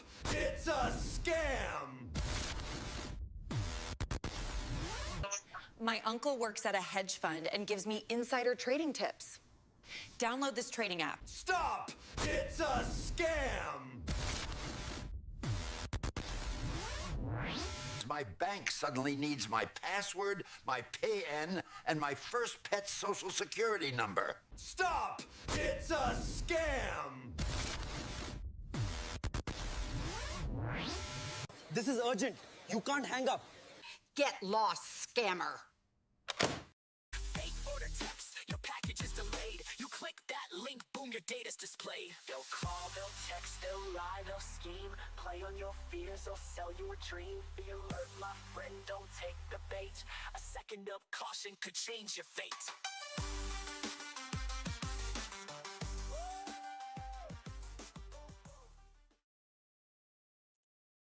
All right. Woo! Love that ending part. How we doing, everybody? Welcome back. That's our last and final 5-minute break of the live stream here. Our second and final. And we're going to continue the rest of the live stream uninterrupted for at least the next 45 minutes or so. So we still got some of the best scams to come to go over right now.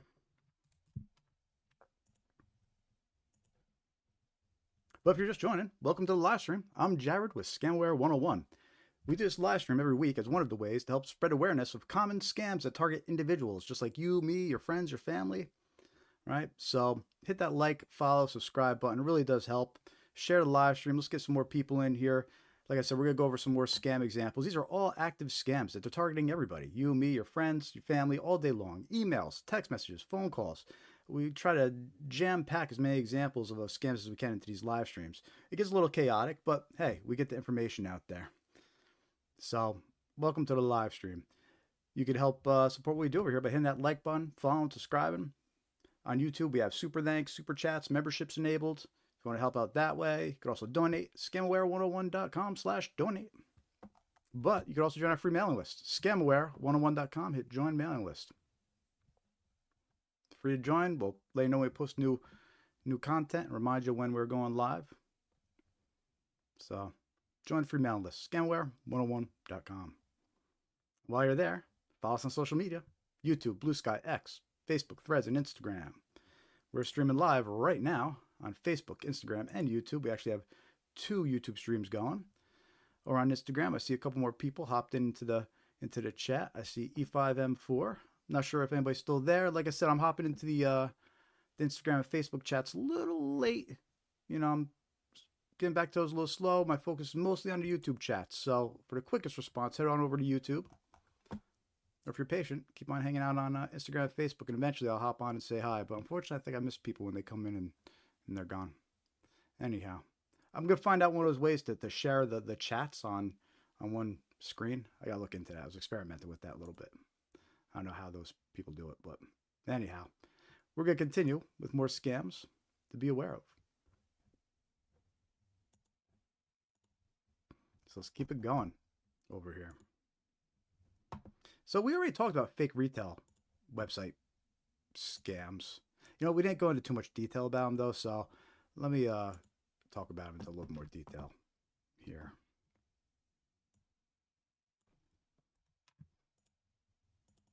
So fake retail website scams. These are around all year long, but you especially have to watch out during the holidays. So scammers create these fake websites to sell products that are never delivered. Victims are lured in by unbeatable deals, but they lose money once they pay. And the scams often target holiday shoppers or those seeking trending items. Again, the scams are around all year long, but here's some examples from they're going around during Black Friday, that time of year. These are fake retail websites, right? And a lot of times what they'll do is they'll offer you an item that's worth hundreds of dollars. Like in this case, $175 for these wireless headphones, but they'll say just pay shipping. That's how they steal your payment details. Right? They get them by tricking into paying for shipping. But it's not just shipping you're going to get charged for, though. They're going to end up spending a lot more under your account, right? So don't fall for these fake retail website scams. Here's another one offering a heater, a portable heater. Again, $175. Just get it for $8 shipping. This is a scam. Don't fall for it. And there's an example that I used earlier. The wireless earbuds. Free, worth $175. Just pay shipping. But any payment details enter to get stolen, right? So I don't want to spend too much time on this one, but I do want to talk about some ways you can end up on these fake retail websites. Right, so one of the first ways is emails, right? You get these emails that maybe it's a fake offer from someone impersonating one of these retailers, a special discount, valued customer offer, special Black Friday offer, click here, right? You get these emails with these unbelievable offers. And when you click on the links, they take it to these fake retail websites. So that's one way you can end up on these fake retail websites. Another way is Facebook ads, social media ads, right? Scammers purchase ads just like anybody else does, all right? So scammers purchase ads on Facebook. So you see an offer, says wireless earbuds, just pay shipping. You click on the offer on social media, and boom, you get taken to the fake retail website. So look, you can't trust ads on social media. Scammers purchase those just like everybody else. Okay. Then there's search engine results. Right? Scammers purchase sponsored listings and they purchase search engine results. So maybe you're searching for this item on Google, right? And the first website that comes up is free wireless earbuds. And you click in, and now you're on this fake retail website. It's going to steal your payment details, right? So because scammers can purchase search engine results just like anybody else. So those are 3 different ways you could end up on these fake retail websites. And a fourth way, you could be on a trusted website, one that you use regularly, one that you know is a legit website, right? But maybe they use a third-party provider for their banner ads, right? For the advertisements on the website. Well, scammers purchase ads through a third-party provider, and you could be on a completely legitimate website and still see a malicious ad that takes it to a fake retail website. All right, so be aware of that. Many different ways you get up on these fake retail websites. If an offer sounds too good to be true, it probably is. All right, and before you go entering your payment details into a website like this, do a little research. See if there's any reviews or people talking about it. When I did a quick Google search for these websites, Techno Joy Haven and I forget what the other one was, Luxury something. But when I did a Google search for those, there was no results. Nothing came up for them, which is just as bad as getting bad results, right? Because these websites were purchased for the sole purpose of just scamming people. They were brand new. They were put up to scam. And there wasn't even any information out about them yet. So anyway, watch out for these fake retail website scams. You could end up on them in a bunch of ways.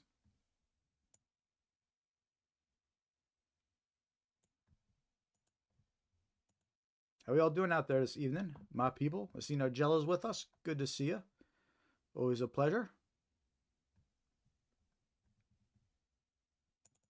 It's been a good evening over here on YouTube. Got quite a few people here. Let me know if you're still here.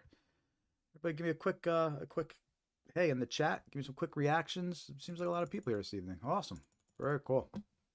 Always good to see you. Remember to hit that like button if you haven't yet.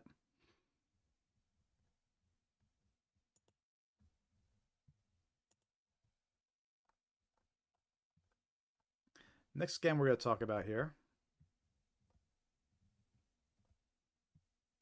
I always run into this issue on this one. I'm always have trouble finding these examples quick enough once we get to this point here. Roll tool scam.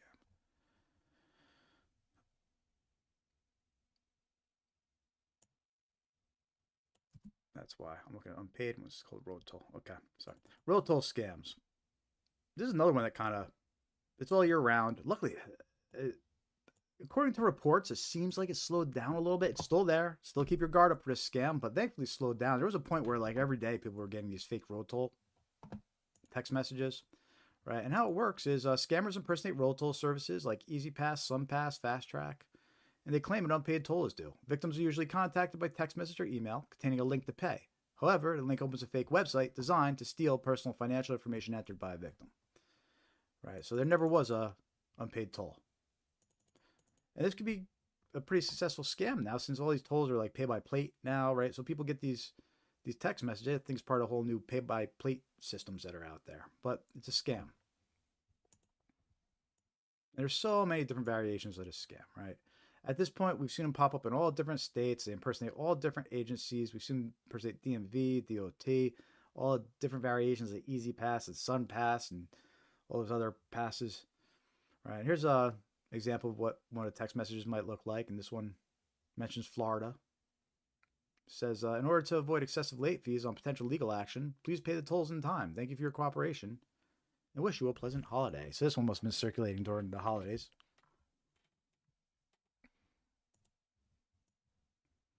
This one impersonates Easy Pass, or Easy Drive, Massachusetts. Sorry. Notice how it comes from a 6-3 country code. That's the Philippines. That's always a red flag when a message comes from a country code outside a country. Look, Easy Drive reminder. Your bill for $6.99 is due soon. Please visit. It's a link to the fake website. Your vehicle has an unpaid toll bill. To avoid excessive late fees on your bill, please settle it promptly. Thank you for your cooperation. Here's one that just has an attachment. Which, by the way, scammers do that. They'll send you an attachment, and it's always a red flag. You never want to open attachments that were either texted to you or emailed to you they weren't expecting, or from somebody you don't know. Right? Never open attachments that you weren't expecting or don't know who they're from. Because we'll do it for you. That's Scamaware 101. Because if you open that attachment, this is what it would have done. It would have opened a PDF file that looked like this. So a fancy letter that looks like a toll violation notice. Dear motorist. They didn't put your real name, just Dear Motorist.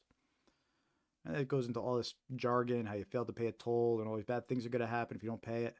And they got the link to pay now. It takes you to a fake website and to steal your payment details. Because again, keep in mind, this scam isn't about charging you $9 for the toll. This scam is about stealing your payment details. There is no toll, you know. So there's all different variations. Or it comes with attachment. Look, if you go to one of these fake websites, it might look like this. This one impersonates Washington State's Good to Go service, toll service. Got their logo, their colors. Looks legit, right? But this is fake, and you click payment. And then it steals whatever payment details you enter. Because again, putting up fake websites is no big deal for scammers. What's interesting about this scam, this unpaid road toll scam,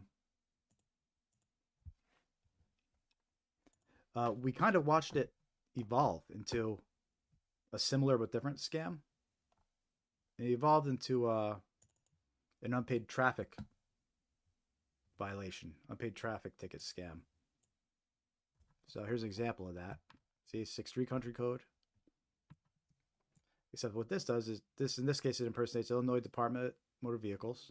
Final notice. Enforcement penalties begin July 25th. Our records show that as of today, you still have an outstanding traffic ticket in accordance with Illinois Code 15C 16.03.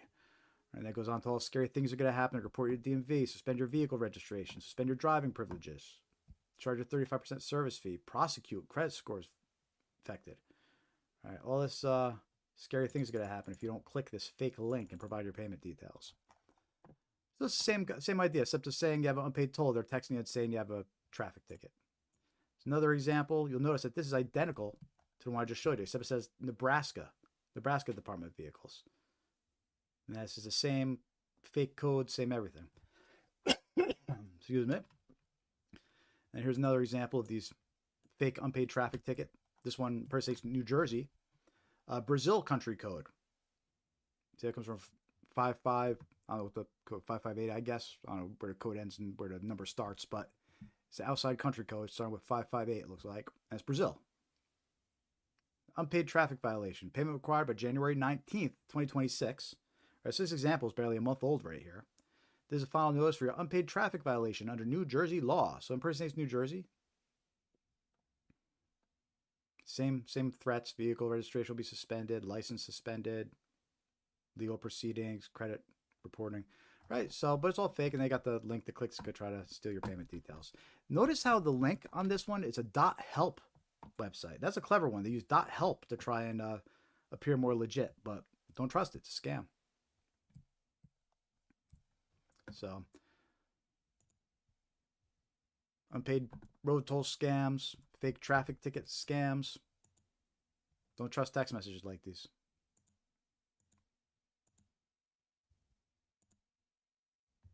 Like everything, if you're concerned that it's real, reach out through official channels, right? Go find the official government website or official website for your services, confirm there. Make sure it's the real one, though. Don't go calling a scammer by accident.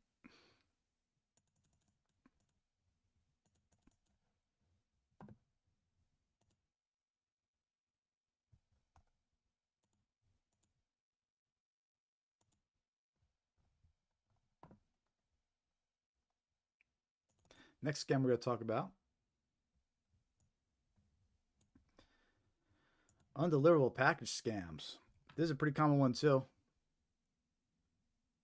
Actively circulating all the time.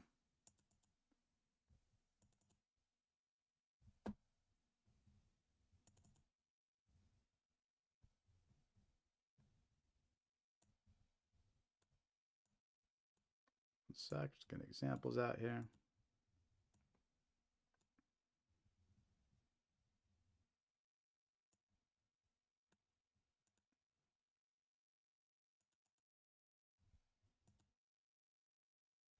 Let me know in the chat if you've gotten any of these text messages recently, these undeliverable package scam text messages.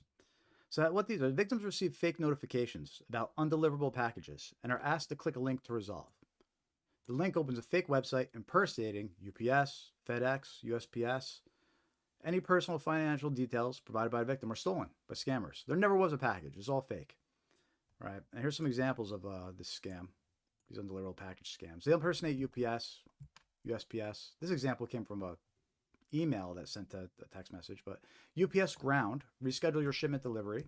We attempted to deliver a UPS package on June 23rd. Notice a grammar mistake there.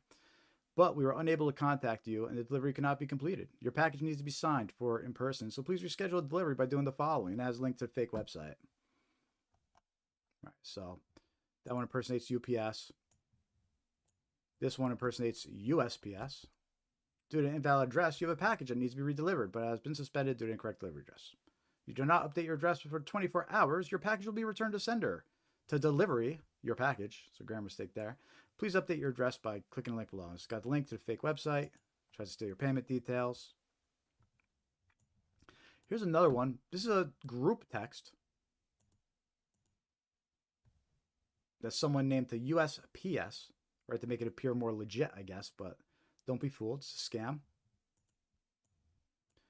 There's some text message ones where they include an attachment and they make it look pretty legit. They got the logo there, USPS.com. Dear customer, your package has arrived at the distribution facility, but we were unable to deliver it due to incomplete address information. Please click on the HTML file above to update your address. Stop! It's a scam! Never open HTML attachments. Never open any attachments that were unexpected and came from someone, but especially HTML attachments. Those are known to be dangerous, could affect you pretty quickly with a virus. So anyway, be aware of these types of undeliverable package scams. Look, the thing about this scam, FedEx, UPS, USPS, they don't send text messages out like this, right? They don't do it. You're not going to get notified about a package unless you request to be notified about that specific individual package, right? You're not going to get just random messages out of blue about packages you didn't know you were receiving and delivery issues, right? And if you were, you wouldn't get them through this way, right? They wouldn't be getting like file attachments and fake links to click.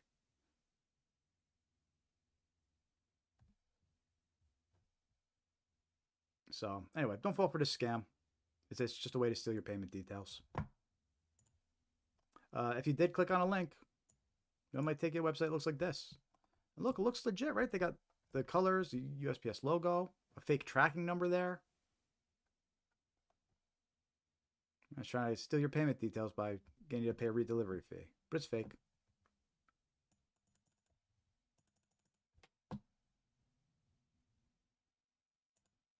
Let me know in the chat or give me some reactions if you've been targeted by that type of scam before.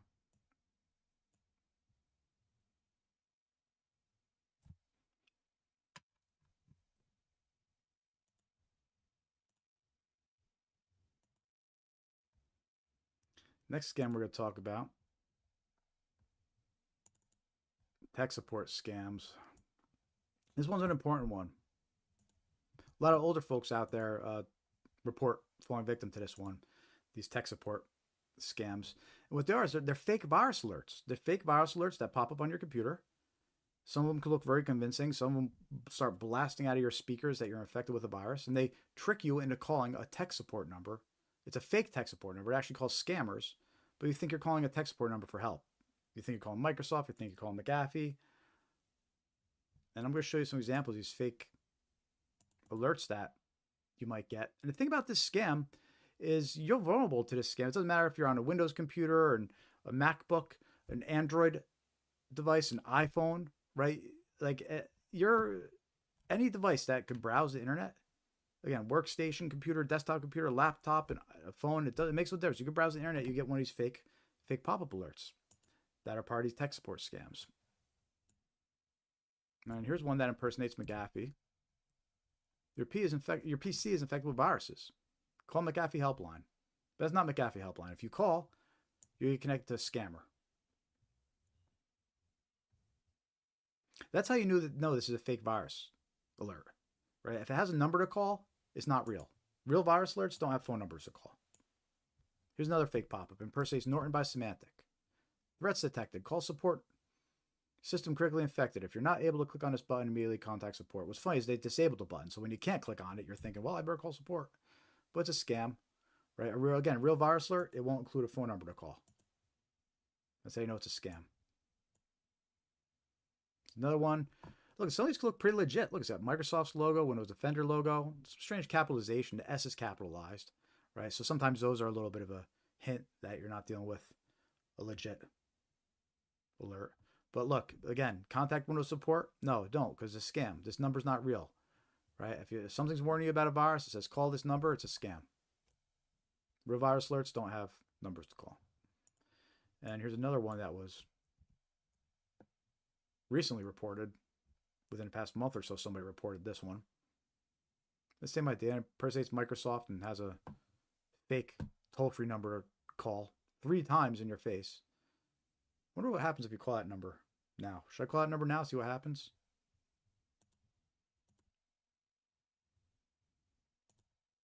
Let's have some fun. I'm going to call that number. This probably doesn't even work anymore. I usually do this. Impersonates Microsoft. Let's sec here.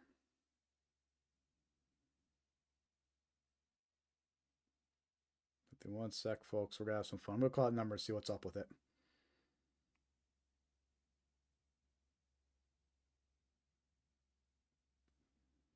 It's probably still not good anymore, though.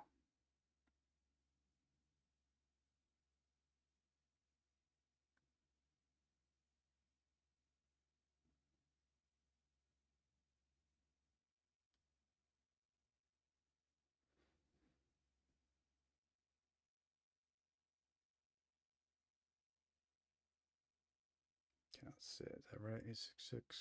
866-520-2458. Okay, let's see what happens here. Sorry, the toll-free number you have dialed is disconnected. Well, there you have it. Answers that.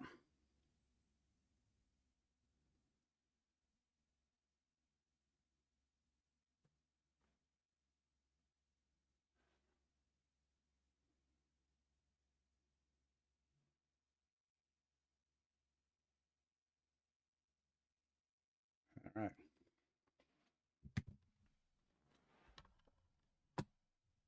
Anyway, tech support scams, right? You get these fake pop-up alerts that try to trick you into calling a number. Don't fall for it. It's a scam. And now I mentioned that, it doesn't matter if you're on a MacBook, a Windows PC. Here's some that target Mac users, right? In this case, got the Safari logo, virus found. Your Mac computer has 13 infections, right? Specifically targeting Mac users there. So everybody's susceptible to this type of scam. Make sure the older folks out there are aware of this one too. Because what happens is you're going to call that number and the scammer's going to say, oh, they're going to impersonate Apple or Microsoft or whoever they tricked into thinking that you were calling, right? And they're going to say, let me connect your computer. I can help you with that virus. They're going to connect your computer. They're going to try to steal all your details, your banking information. Not good, right? You never want to let a scammer on a computer. But look at this. Look at all these scary pop-ups. Like this bad stuff that's supposedly going to happen. Your credit card's at risk. Email passwords. Facebook, private photos, your webcam. Or else scary stuff's gonna happen if you don't call this number. It's a scam. Don't fall for it. Stop! It's a scam! Here's another one. Apple Care. It's got the logo. Warning, macOS infected with viruses and other malicious applications. Viruses must be removed. System damage repaired. Call Apple support. It's got a number to call. But if you call, you get connected to scammers. Don't trust it. Stop! It's a scam!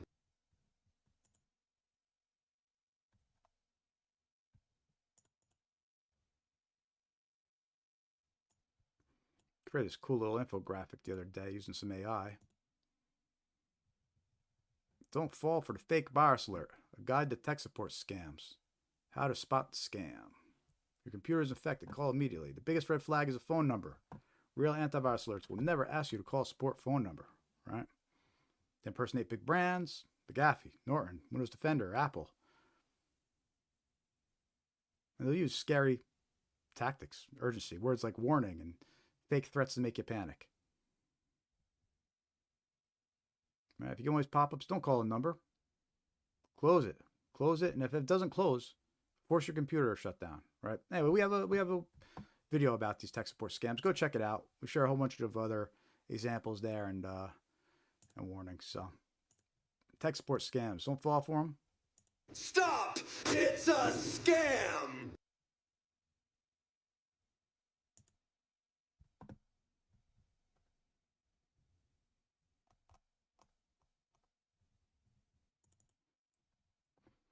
Now, regarding fake virus alerts, I mentioned one briefly before when I was talking about that fake news article, right? About the fake IRS refund. You click the link and then within a second it pops you up, tells you you're infected with a virus, right?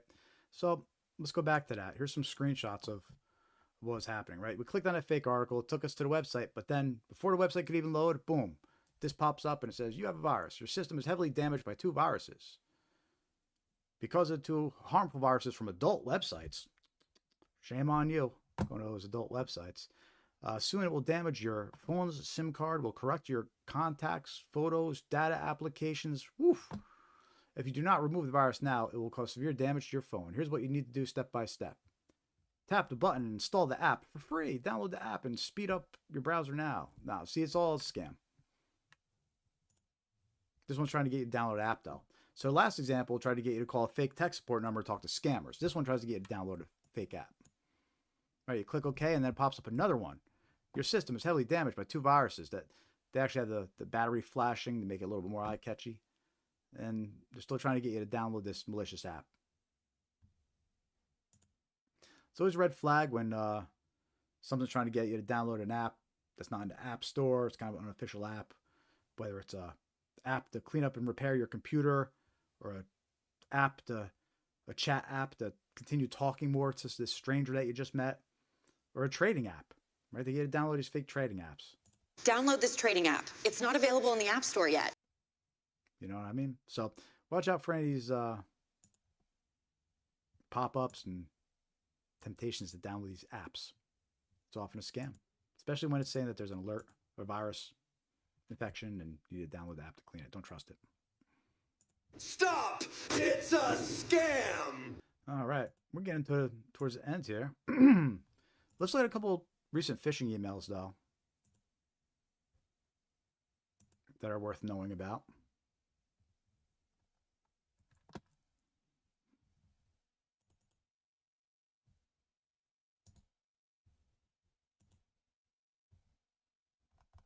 Who's still with me? Give me some reactions. Let me know if you're still here and watching. We'll be wrapping up soon, though. Got a few more minutes left. We're going to look at some a couple phishing emails. Still streaming good on Instagram and Facebook over here. Excellent. The streams have held up tonight. Good.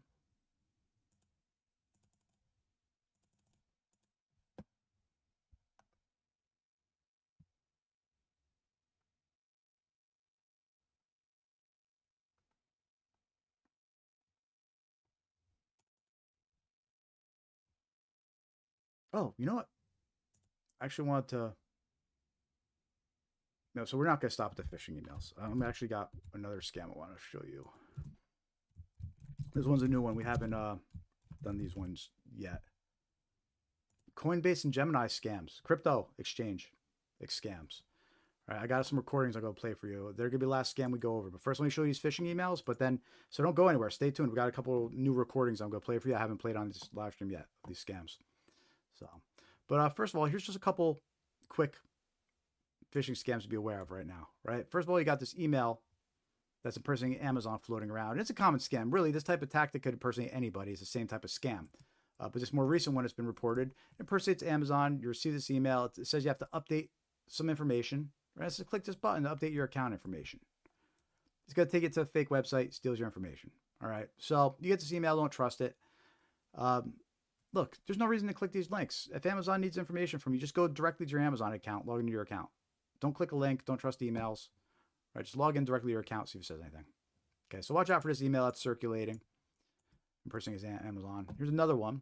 This one impersonates ChatGPT. All right, because here's the thing. Scammers stay up to date. They realize, oh, people are subscribing to ChatGPT now, paying for ChatGPT Plus. So let's start sending out these scam emails that impersonate ChatGPT Plus and say you have to make a payment or there's a problem with your renewal. Right? So this one, you get this email. It's a little blurry. It has a ChatGPT logo on it. A little dark to see, but they got the logo there. It says, update your subscription plan. We attempted to process your ChatGPT subscription, but unfortunately, we didn't succeed. Right? And then it says, click this button to update your subscription. Right? But it's a scam. They're just trying to piggyback off of the popularity of ChatGPT now. Right? So you get an email like this that says your ChatGPT subscription has a problem. Don't trust the link. Again, no, there'd be no reason to click the link. Just go check your ChatGPT account directly. Don't click the link. Don't trust the email. Just go check your ChatGPT account. And there's one more. There's a text message. This Amazon refund text message scam. This one's important to be aware of, right? So there's a text message circulating, and it's claiming that a recent item that you purchased, right? They're getting rid of it. They found something defective about it. There's a problem with the quality, and they want to give you a refund. Right? They said you could keep the item throughout the item. It doesn't matter, but they want to give you a refund, and then they have a link to click. All right, so this text message scam is impersonating Amazon. It's making you think you're entitled to some money. You click that link, though, it's going to steal any details you provide. So, it's a couple phishing email and text message scams that were recently started popping up and hearing about. Be aware of, not to fall for. You get emails like that. Stop! It's a scam! Now, I want to play a couple new examples of some scams that we haven't done here before. It's actually 2 phone call scams, and I was targeted with both of these.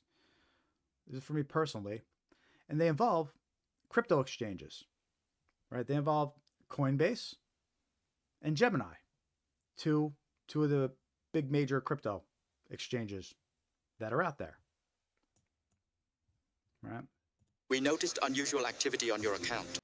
That's the type of situation we're about to hear right now when I play these recordings for you. So, the first phone call I'm going to play for you is actually a phone call that I had with a Coinbase scammer. They called me, and this is how the phone call went.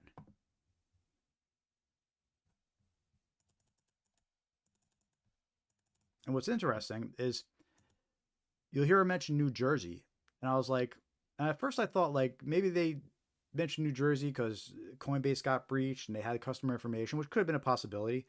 But then I recognized, oh yeah, my phone number that they called is a New Jersey phone number. So they might have just said New Jersey because the area code on my number is New Jersey. So keep that in mind. If you get some kind of phone call like this, and they know, and they say the state, like they do in this example I'm going to play for you, they might just be pulling that from the number on your phone is a New Jersey number, so it's a New Jersey, right? My buddy pointed that out to me today. I was like, oh yeah, duh, good call. So anyway, let's take a listen to this phone call scam. It's kind of funny, and this is me talking to a Coinbase scammer that recently called me and tried to scam me. Then basically they're saying that an email address change was requested to the Coinbase account, and it was from a login from Mexico. That's the storyline they go with. Anyway, take a listen. This is about your crypto accounts or Coinbase, your digital asset platform account. What's going on? Well, sir, with our file, there is a registered Coinbase account under your information, and we have your request that there's a request of changing your primary email address from this account. So we are calling you for the verification whether are you the one who authorizing this request to change your email or not. No, that wasn't me. Okay. So when was the last time you were active to your Coinbase account? Do you remember that? I mean, I'm not sure. Can't you tell from over there?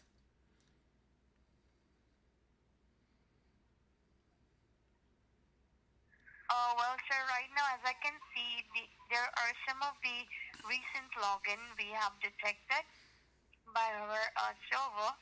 And as I can see, the requests which are coming from, it is from the different IP location in foreign country, in Mexico. Oh, and the next login we have found, it is in the New Jersey. So among these two locations, can you please verify me which one could be a recent or it could be a last location from where you have monitored your account? Is that from New Jersey or it is from the Mexico, the country? I mean, I travel, so it might have been both. And then they hung up when I said that. So, you know, when you come back with like silly answers like that, they end up kind of just hanging up and giving up on it, I guess. In some cases. But in this case, that was one of them. She just didn't want to deal with it, apparently. But it was interesting. See how the narrative goes? They start saying, like, somebody logged in from Mexico, tried to change your email. Was this you? She mentioned New Jersey, probably because the area code on my phone is a New Jersey area code, right? So it's an interesting scam attempt from a Coinbase scammer. Not sure how they got my info, but there you go. And I have another recording here I'm going to play from you. This is a Gemini scammer phone call. This is actually just a quick voicemail. It's not a phone call with him. It's just a voicemail that was left. But it's an attempt at a Gemini scam. And when I say Gemini, I'm not talking about Google Gemini. I'm talking about Gemini, the crypto exchange Gemini. So this is it's just a quick voicemail recording, but it's an example of a crypto exchange like Gemini, a scammer, you know, a recording or phone call you might get. I believe this one says to press 1. Oh, actually, hold on a sec. Update the description here. This one was a login from, I think this is Singapore. And it asks to press 1 if not you.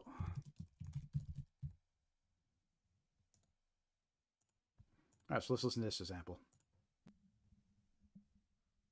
This is an automated call from Gemini. A new device is logged in from Singapore.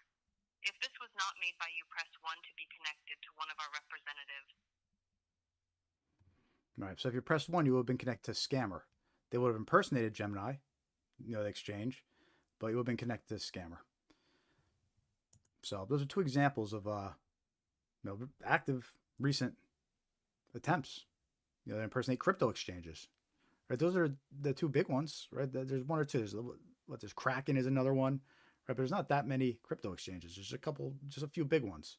You know, and Coinbase and Gemini are two of the big main ones. So it's interesting that, you know, these phone calls, you know, they're impersonating Coinbase, they're impersonating Gemini. I'm sure they're impersonating other crypto exchanges, right? They're trying to get into your account. So be aware out there. You've got crypto. Watch out. Scammers are out there and they're trying to get your money.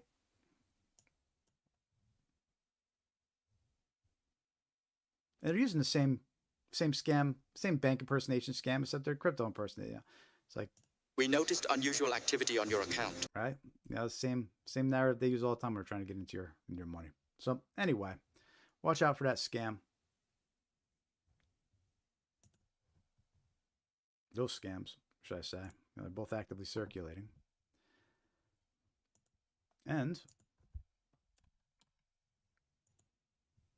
that's about it for this evening's live stream, folks. It's good to get wrapped up here because we're about to hit 3 hours. We've been streaming since 5:45 p.m. Eastern. So about ready to hit that 3-hour mark. Let's see how many scams we discussed this evening. Because we actually didn't do any red flags. We didn't do a red flags portion on the live stream this evening. So we just straight up went through all these different scams. Let's see how many scams we covered. 1, 2, 3, 4, 5, 6, 7, 8, 9, 10, 11, 12, 13, 14, 15, 16, 17, 18, 19, 20, 21, 22, 23, 24, 25, 26, 27, 28, 29 if you count Coinbase and Gemini as separate, but we can just do 28. So there we go. We talked about 28 different scams. That doesn't even count the scams we talked about on the AARP website. We talked about probably like, I don't know, 10 or 15 scams on the AARP scam tracker website too. So there you go. I promised you 20 common scams. I gave you 28. Or 30 if you count jury duty and Gemini as separate. So we're going to say 30. Yes, for 20, I gave you 30. There you go. Always over-delivering here at Scamware 101. So I think that's about it, everybody. If you haven't clicked that like button yet, take a minute, click that like button. If you haven't followed and subscribed yet, please take a moment to follow and subscribe. Make sure to join the free mailing list. If you do anything, join the free mailing list on scamaware101.com and hit join mailing list. It's right here on our homepage. Join mailing list, scamaware101.com is free to join. We'll keep you up to date with current scam warnings and reminders about when we're going live. Again, scamaware101.com, join mailing list. And then follow some of your favorite social media platforms. Remember, we're on Facebook, Threads, Instagram, X, Blue Sky, YouTube. All right, even if you don't use them that often, if you got them, hop on real quick, give us a quick like and a follow. We really appreciate it. It'll help. Now, if you're watching right now on Instagram, Facebook, give us a quick follow, a like. Help us spread awareness about these scams. And if you have any ideas to join forces, collaborate, work together, reach out, let me know. We have our contact information here on our website, scamaware101.com. We've got the contact us page. So reach out. Listen, we offer group presentations too. So if you want a group presentation for your HOA or senior community or faith-based organization, church or synagogue, we offer group presentations. So reach out to me if you're interested in that. Check out our Scam Awareness Fundamentals course on courses.scamaware101.com. Right now it's listed for less than $9.95, so for $10. But after Saturday, I'm going to put the price back up to $20. So get that course now while you can. Courses.scamaware101.com. If you want to donate, scamaware101.com/donate. We'll gladly take them. We have memberships enabled on YouTube as well, and super chats and super thanks. If you want to help out that way, we appreciate it. But hey, like, follow, subscribe. Just keep up to date with what we're doing. It helps too. We appreciate that. So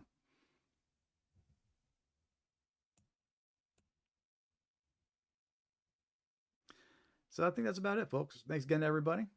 We'll start wrapping up these live streams, and hopefully you learned something this evening. And if a scammer calls you on the phone, you know what to say. Get lost, scammer. And that's it, everybody. Have a great evening. Bear with me as I get these live streams all shut down. Usually takes me a minute or two to get them all turned off here.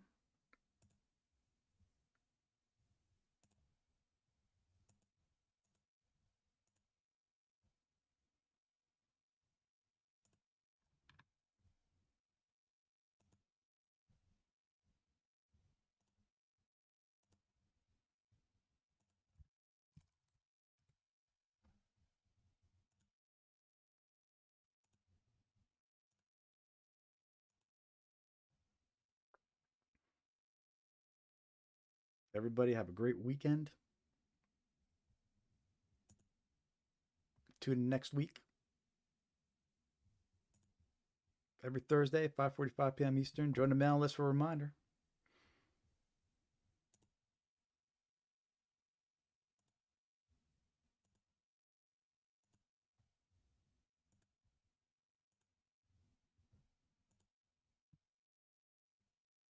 The Instagram stream shut down. We got the Facebook stream shut down. Let's get these YouTube ones shut down. Bear with me one more minute, folks. Have a great evening. Have a great weekend. Stay safe out there.